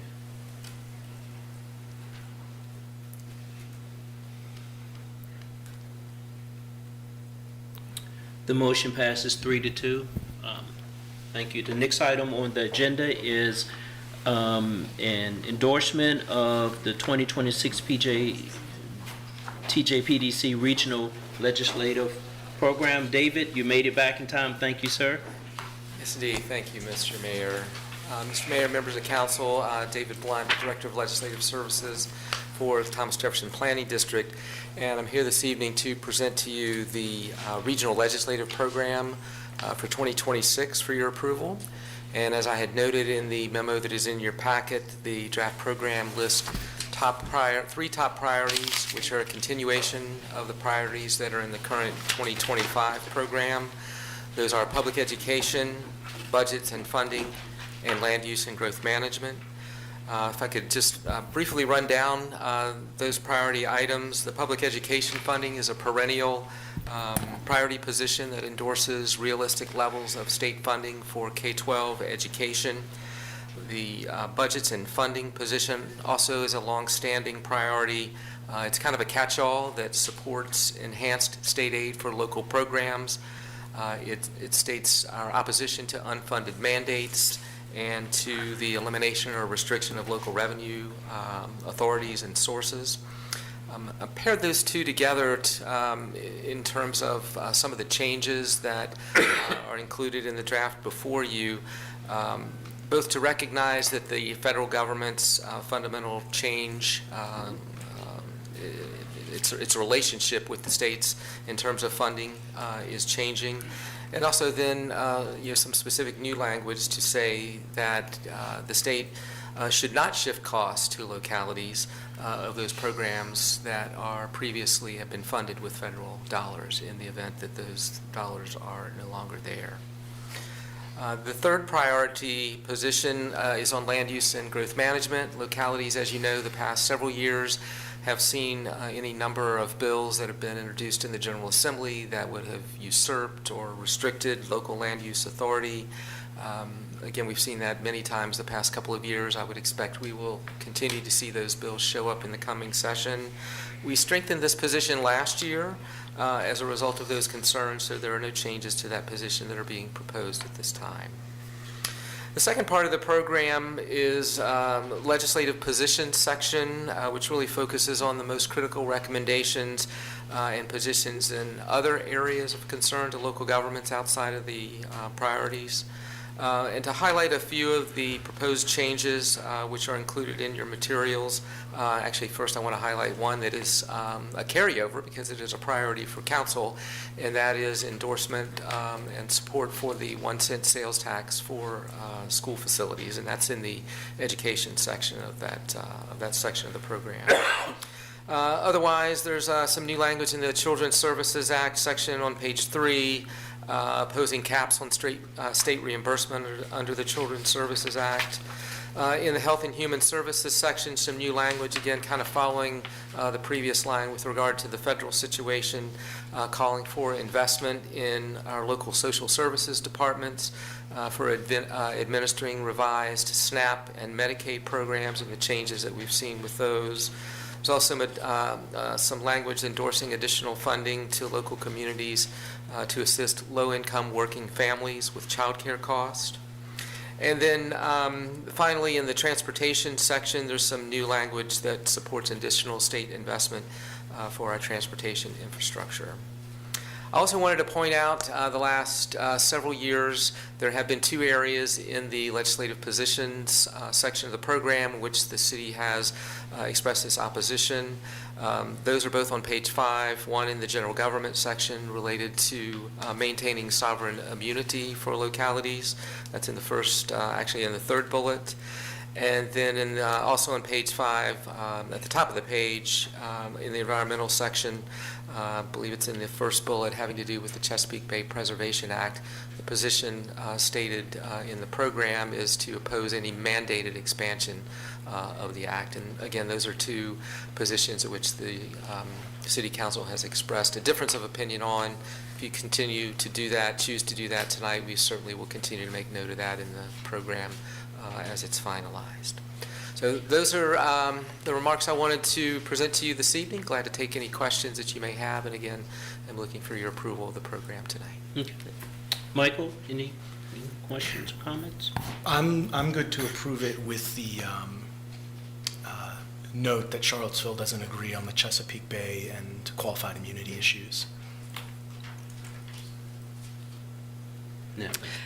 Can you explain on page 2, 3rd to last bullet, we believe accessory dwelling units should not be mandated and that local government should retain the authority to regulate them? Yeah, we've had bills the last several years that would require, and I think this goes along, with the position, for maintaining local authority, that local governments make those decisions about accessory dwelling units or other things related to land use, housing, as opposed to being told by the state that it'd be a requirement.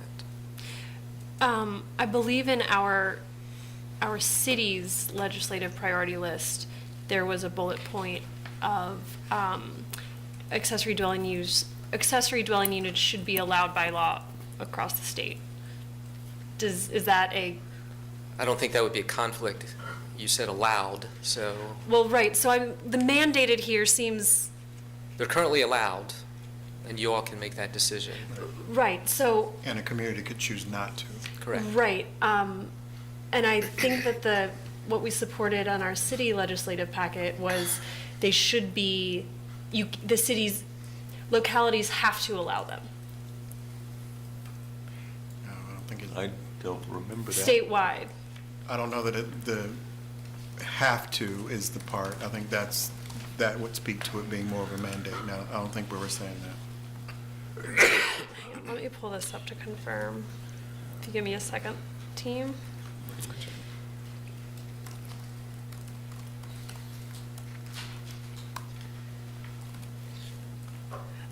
Support statewide permitting of accessory dwelling units. Yeah, it's just So- making it possible. Yeah. Yep. Yep. And it's making it a local decision. That's still part of it. It's still a decision that any local community gets to make. Whereas this is mandating it, so it's saying that it has to happen. Yeah, so I support mandating it.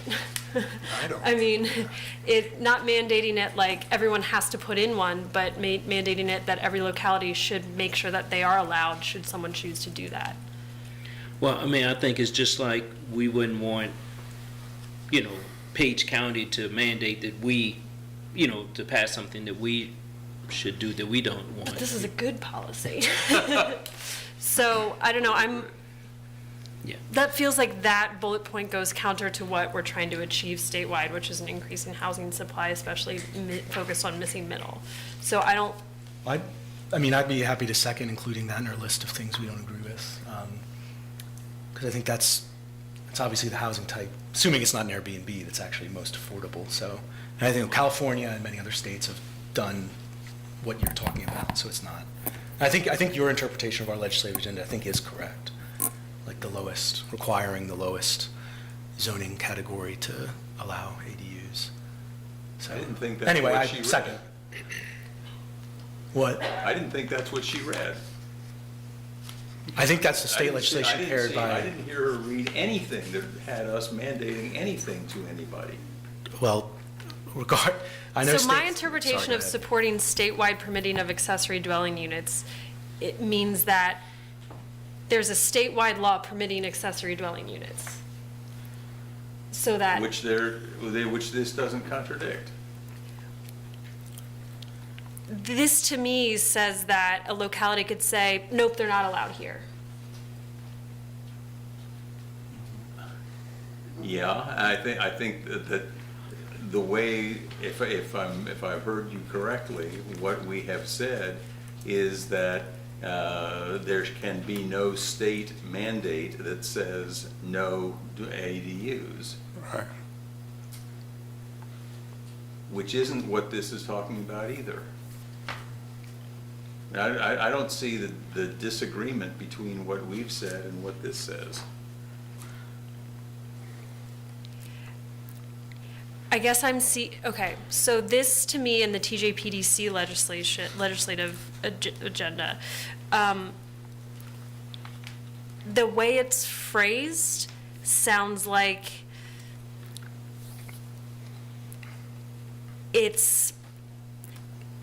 that it's giving the local governments the ability to say, we don't want that if we don't want that. But I think all local governments shouldn't have that ability. I think accessory dwelling units should be forced to be allowed in any locality. Recognize that is not what we, council, said. It's maybe what you think you meant, but it is not what Be that as council it said. may, that independently means I still can disagree with this point Okay. on But- the legislative But let's list. not say it because it's in conflict with what we've said. It's not. That's fine, Okay. but I think this is not something I support. Okay. So everything except for that bullet, because we don't have to spend all evening on that one bullet. Yeah. Because this is, What were the two that you said, the Chesapeake Bay and the qualified immunity? Correct, and I'm happy to The ones second that I your mentioned. suggestion. And I will just note for the record that the legislation introduced in the state senate is to require localities to permit accessory use in residential zones. So, Councilor Oshram, your interpretation was correct. Okay. So that does seem to be in conflict with the proposed bill that does exist, that we're theoretically supporting. Brian, what are your, I have nothing to add. yeah. Lloyd? I'm not going to fight over that. Yeah. Yeah, I'm in support of it. The Chesapeake Bay issue that you brought up, Michael, I'm supportive of that as well, so. And really, it's only the first line of that paragraph, the first sentence of that paragraph that we have a problem with. That would be correct. Yeah. Yeah. Okay, so how did we want to move forward with this as far as voting? I would move approval of the TJPDC legislative program, noting our two exceptions of that we disagree with the first sentence of the first bulleted paragraph on page 5, and we disagree with the last bulleted paragraph on page 5. Is that, I would also like to disagree. Do we have a third vote for disagreeing with the ADU bullet point as well? Okay, if you want to add that, that's fine. Okay, great. Yeah, Let's do that. that's fine. yeah, Thank you. okay, so with the addition of that, So the motion is being made with the third With a third, that's fine. item, okay.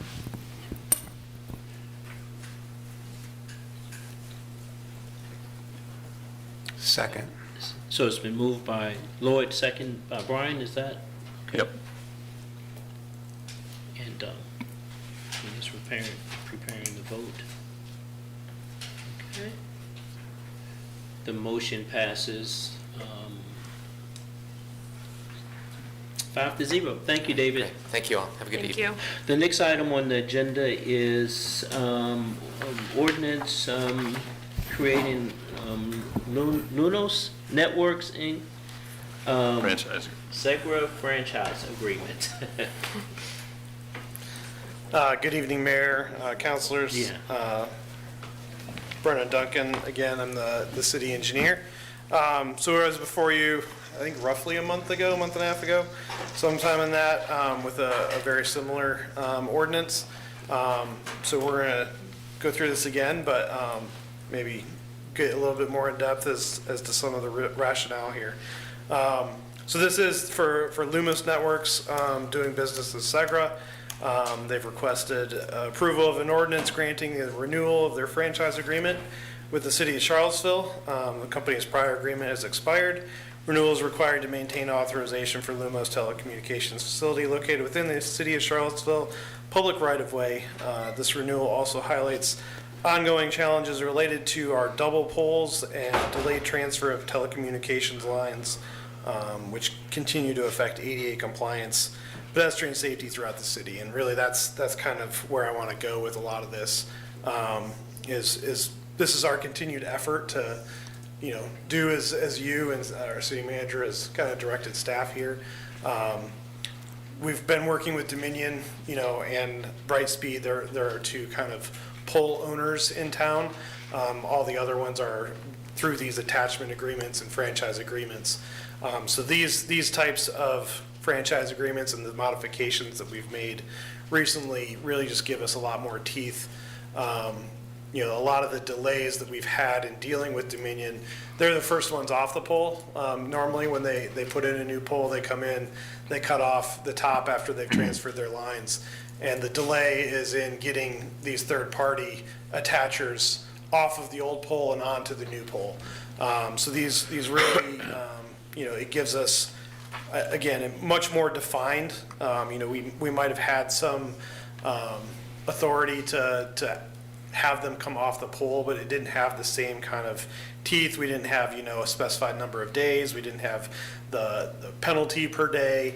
Some of those kind of language that were in the old ordinance that we're now putting into this new one that, really just allows us more flexibility and authority to deal with them on a day-to-day basis as far as getting all these addressed. And I just want to say too, this is only one aspect, one prong of our approach in dealing with them. A lot of our ADA concerns, some of them, can be dealt with just by moving the old pole.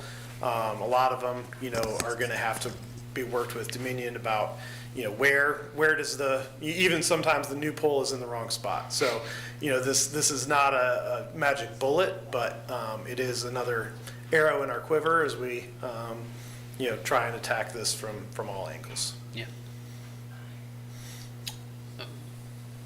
Any questions on this?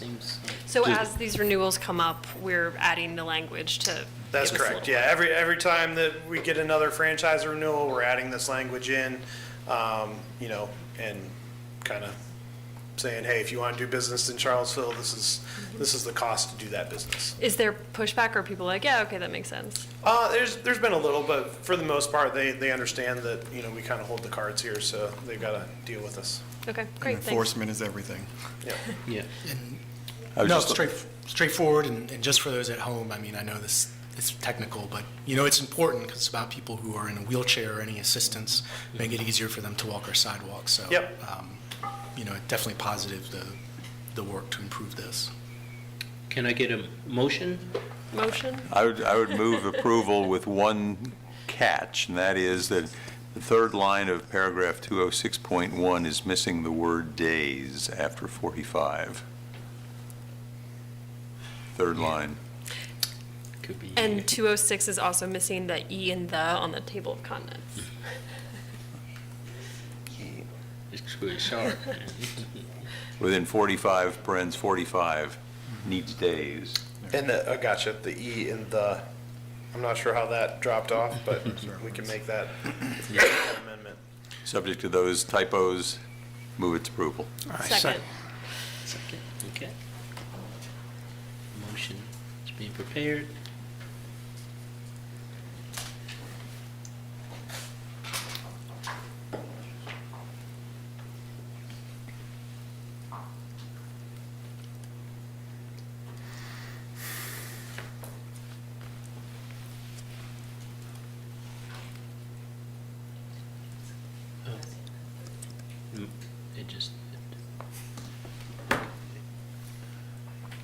Motion passes 5-0. Thank you, sir. And Chris? Council, Oh. this is also, given that this is a general ordinance as well, if you, by a 4/5 motion, we can waive the second reading? I believe that's For, by motion, by. What a good vote of idea. 4/5 of the city council, we can waive the second reading of this. This is the Lumos one? Yes. Is there a reason why a couple of extra weeks matter? No, I'm just saying, I'm just giving you the option if you would like to. It's one reading. Is it not automatic I mean- if there's a 4/5? If there's a 4/5, no, we need a motion by council. So all we were doing was passing it to a second reading? We weren't actually voting on it? Correct. It's a general ordinance, that's correct. It's one reading in the packet, yeah, but should we just remake the motion to, Waive the second reading? You can, or you can do it by separate motion. I would move that we pass that with the intent of, with the 4/5 vote, passing it on one reading. Second. Okay. okay. I'll make sure that's clear on the next one. Well, it sounds like we're doing it tonight. Is that what, are you re-moving? Yes. Michael? Yes. Correct. Okay. So I guess we need to vote again? So I have a motion by Payne and second by Oshrin. Yes, please. Okay.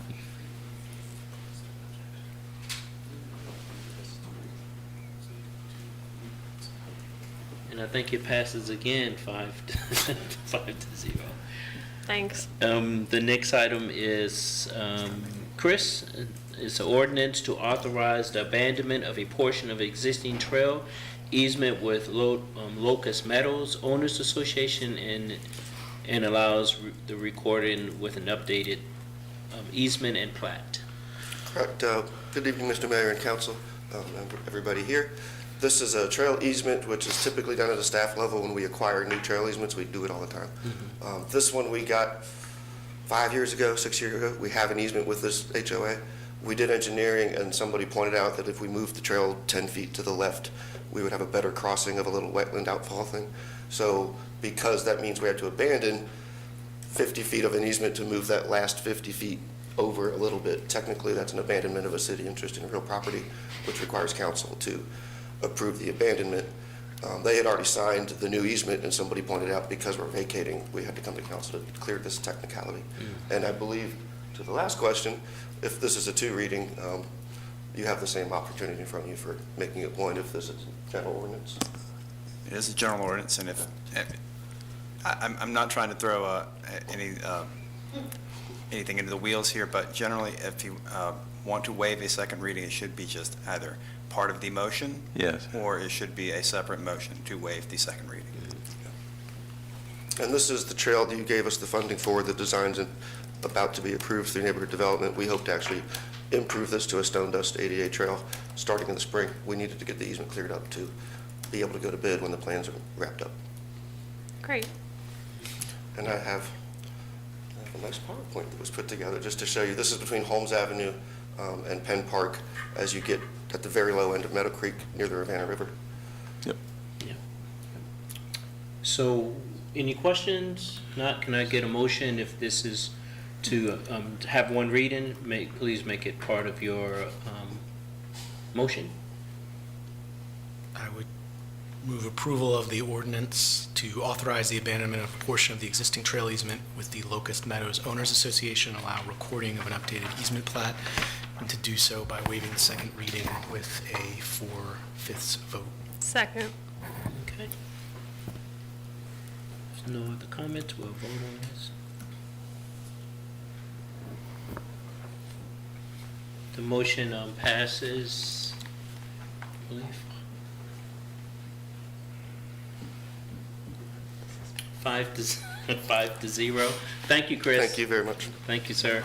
The next item on the agenda is an ordinance amending the city code for the Police Civilian Oversight Board. Mr. Walker. I just wanted you to be able to say it if that was accurate, that's all. Good evening, Mayor and members of council. My name is James Walker. I'm going to move this I am the acting executive director of the Police Civilian Oversight Board office. And tonight, we just have a set of amendments to the existing ordinance that were reviewed in a joint session with the council and the members of the board back in September, on September 11th, I believe the date was. And since that time, there haven't been any other changes other than some slight language changes after a review from the city attorney's office. So the language that I had presented that evening in that presentation is the same that you see in front of you. The purpose of these changes is fourfold. Number one, it clarifies the role of the office and establishes the office as a separate entity, clearly defining the Office of Police Civilian Oversight, and just provides a little bit more clarity in the independence of that office to conduct the work on behalf of the board. Part of the reason for that is the change and lack of quorum at times over the history of the board. The second main piece is related to just cleaning up some of the redundancy in the language, as well as reordering some of the sections of the ordinance, not removing content, but placing it in sections that make more meaningful sense. The third section is more related to alignment with policies and other applicable procedures in the city. So an example of that one was making it clear that the office staff are the one that would enter into a contract with legal services rather than one of the volunteer members of the board. And then finally, just reducing some of the level of requirements that are placed on the volunteer board members. Some of those training requirements doesn't remove them, it just reduces some of the hours and commitment needed, because that often is cited as a reason that it's hard to staff the board with volunteers at times. So I'm just recommending that those changes be made to the PCOB ordinance. Any questions? Natalie, I'll start with you. As long as this is well, thank you for providing the clean copy. I know that was something we had requested at the joint meeting, just to be able to see it clearly. As long as there's been no adjustments since then, other than you said the small couple things from legal. And none of those were content related, they were just more wording choice to make it more clear, that's all. I appreciate that. I don't have any questions at this time. Okay. Brian? I'm good. Thank you for your work on this. I know it was a lot, and you've done a good job. Thank you. Just explaining it in straightforward terms, so thank you. Lloyd? No, as I said last time, I think these are good changes. The draft or the version we've been working with was written at a time when we didn't have a city manager, we didn't have a city attorney, we didn't have a city police chief, and both the council and the PCOB were themselves in turmoil. It was essentially written by our acting city attorney and by the PCOB attorney, and we were just glad it got done in 2021 before some other folks went off the board, but went off the council. And so, anyway, point is simply being that it has been recognized for some time that there are some issues associated with it, and I'm glad we're getting them resolved. Michael, did you have any comments on this? No, I mean, I'm good with these. I'm happy to move these to the consent agenda for next meeting, and would just note for the community that this is not an overhaul of the Police Civilian Oversight Board. There's no, in this, what we're discussing tonight, there's no change of the overall oversight model or powers or functionality. This is really cleaning things up, and any larger policy changes, if they do happen, will happen with work sessions of City Council. I just want to note that for the community. I know I've gotten a couple emails, inquiring whether this was an overhaul of the PCOB or not, which it's not, but it is cleaning things up, so it is important, but it's not, a fundamental change. Correct, and thank you for stating that. I meant to also state that this does not change in any way the powers, duties, or authorized abilities of the board itself. I believe this could also be done in the same way, or is that not the case? I'm sorry. That is correct. This could be one where you could waive the second reading if the council so desires by 4/5 vote. I mean, I'm happy to. I mean, I guess I'm just confused because what was in our packet is one reading. We've waived. This one is one of two, so if it's listed as one of two, I will tell you that it has not been entirely consistent on items. when we're putting together the agenda, and I'm hoping that this is something we're going to clarify and work on at a council retreat in January, working on what items need first and second readings and get some additional clarity for staff on that. But I tell you right now, from my reading of the city's ordinances, council has the authority to waive second reading on this item. That's fair, and again, it's not that big a deal. The ones earlier that were listed as one reading, I was happy to pass as one. I mean, this one's listed as one of two. I just always like to give the public, if it's listed as that opportunity, but, I mean, if it goes to consent agenda, that's not the end of the world, is it? Nope. That's fine. Yeah. So consent agenda for next meeting? We change business cards in a couple weeks, that's all. Thank you. Need it approved tonight? No, I'm just teasing. I'm sorry, I wasn't supposed We aim to deliver. You know our public. You know we'll get. I'm not disagreeing with you. I agree. That's I fine. think this And I'll just might say be one that- to give it another 2 weeks to. That's an excellent point about it being listed that way. We don't want to mislead That's folks. correct. I'm just giving you the option if you want. Sure. Okay. It looks like, did we want this on the consent agenda item for the next meeting, though? Yes. Yeah, okay. Thank you, sir. Thank you, appreciate it. So this, we're now at the opportunity for the second community matters. Will anyone from the public like to speak? Hi. Hello. Rolf Braun, I live in Whitehall. I just want to comment, I got here a little too late for the public comment on the public hearing on the ordinance to vacate Clark Court, but first I need to ask the city attorney, I didn't see anything in the agenda saying what reading that was, but my understanding is all of you thought you just voted on a first reading and that's not, that ordinance is not final? That is correct. For the Clark Court, I think You initiated negotiation. That's right, yeah. So I didn't see anything saying that in the agenda item, so I don't know what you need to do to clarify that. I think there are big problems with this particular vacation. If you look at the overall context surrounding the Jefferson Scholars, not the Jefferson School, Jefferson Scholars Foundation, and their land use in that area. First, did y'all know that James Wright, the president, he personally sued 4 of you 3 years ago to stop a zoning change, who were on city council at the time? That was apparently a different property, but the behavior of Mr. Wright and the Scholars Foundation consolidating all the properties in that area. By the way, there were originally 3 properties surrounding Clark Court. There were originally more than that, but they've had deed changes made. As a result of this vacation, they will probably have more deed changes made, consolidating to one property. Now, it's possible that in the future, the foundation might fall in hard times, and they might decide, well, we want to sell some of our property and only keep what we need. And that property then could be used for badly needed student housing. The idea that it's a done deal, that there's never going to be housing built there, is kind of a fiction that they've built through legal moves, such as consolidating different parcels of property into one. And by vacating the court, the city puts its rubber stamp now on that and prevents future development. And this isn't the university, this is a private foundation you're dealing with. It should be like Joe Schmo Foundation to benefit Joe Schmo wants you to vacate the street. So you should look at whether there's a public benefit to this, and I don't really see one. I don't even see a public benefit to what the Jefferson Scholars Foundation does. They endow a bunch of chairs that seem to, in some departments, for example, that seem to have special interests. And people assume that's liberal. There are conservative special interests that want to endow chairs at the university. They're a conduit for doing that. One of the few liberals I can find they endowed is a professor in the law school whose proposals always seem to reduce at the end of the day to, I want to repeal Section 230 and censor the entire internet. I don't think they've done any public good at all.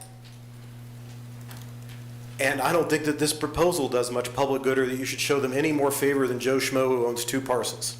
So I think you should vote against the second reading of this ordinance because of just how this whole thing was set up, the lawsuit. Everything about it. It stinks. Thank you. Thank you. Anyone else like to speak? Yes, Robert? So I thought I thought the public art thing was going to have a place for somebody to comment, but it didn't. So here I am. I have experience with city murals in New York City and Park Slope, Brooklyn. And there was a whole board of architecture. Anyway, I emailed you, Natalie and Michael and Lloyd, about process. But here in Richmond, Hamilton Glass organized after the statue takedown and August 12th, a mural application, 30 I think they are. It's called Mending Walls, hence the name Mending, so that people would look at the murals and have a voice. It was a voice of expression, but he used tuk-tuks. Do you know what tuk-tuks are? Am I saying that right? Okay, it is little mobiles that are electric. And so people from the center, I'm a member of the center, we got in the tuk-tuks. We got bused there, and then we got in the tuk-tuks, and they took us to all the murals. Why am I telling you this? Because I think that Hamilton Glass should be on your board to begin with. Let him tell you, first of all, he got the monies from the grants. He was able to do all that. He's an architect. That's where I'm coming from also. In New York City, we had a board of architecture, was like the head of it. It still is, for like if you want to put up, the Katz delicatessen guy got put as a tile mural in the subway, to honor. Did everybody go to, the deli? Okay, it's a big thing.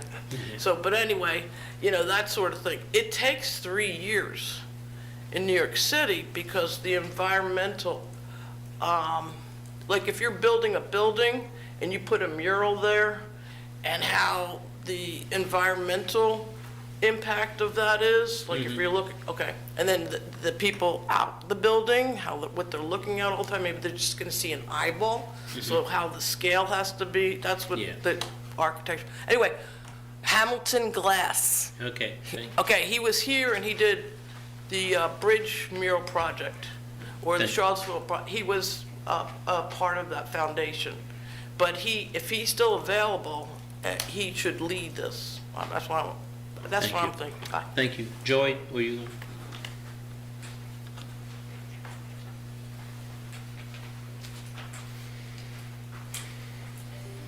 Good evening again. My name is Joy Johnson, and I'm the chair of FAR.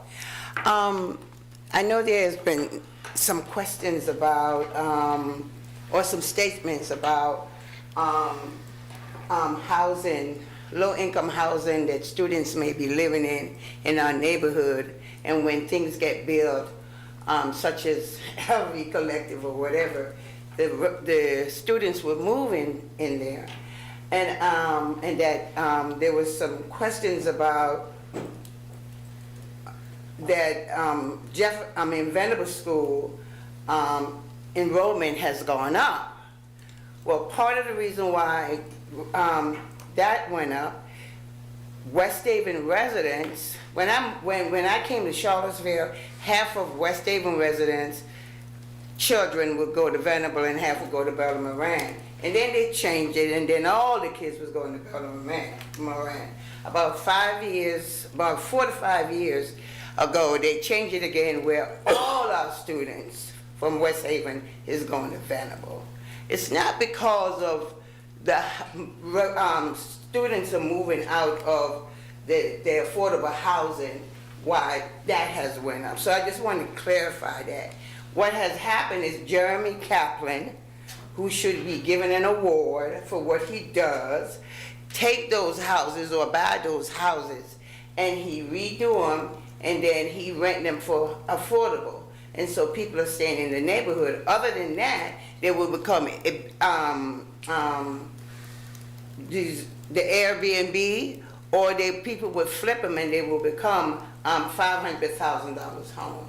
So I just wanted to make sure I put that out there to say that is not why. That is not the main reason why the enrollment at Venable went up. Is because now all of our students are going to Venable. But the thing about it is that the housing that are in the 10th and Page neighborhood is either being bought up, turned into $500,000 homes, and Airbnb, and are, they're just vacant landlords or lots that are just sitting there. So just wanted to say that. And then the last thing I would like to read from my statement is that we need UVA to house students on campus away from other neighborhoods. Luxury student home housing will not get UVA students out of our residential neighborhood. There is the argument that after the flats and the standards were built, student enroll increased at the Trailblazers, and I just explained that. And also about Jeremy.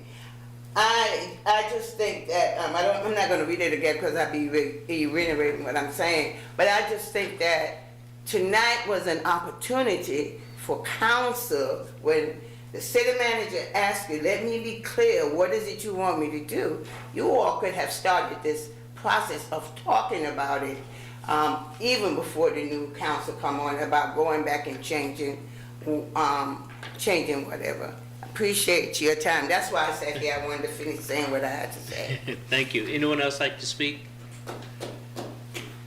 If not, is there a motion to Mr. Mayor, could I just comment briefly on what Ms. Johnson just said?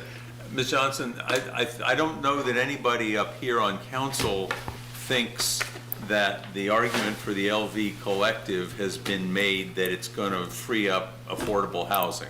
That was made 10 years ago, and there actually was some evidence right away that that happened. But we heard from Hamilton Lombard a year or two ago, I guess, when he said that that doesn't seem to be a likely outcome this time around. So I don't think anybody up here is thinking that the LV Collective is somehow going to help the affordable housing situation down in 10th and Page. Okay, well, thank you. Now, we agree with you, in other words. I appreciate that. Is there a motion to adjourn? So moved. Second. Thank you.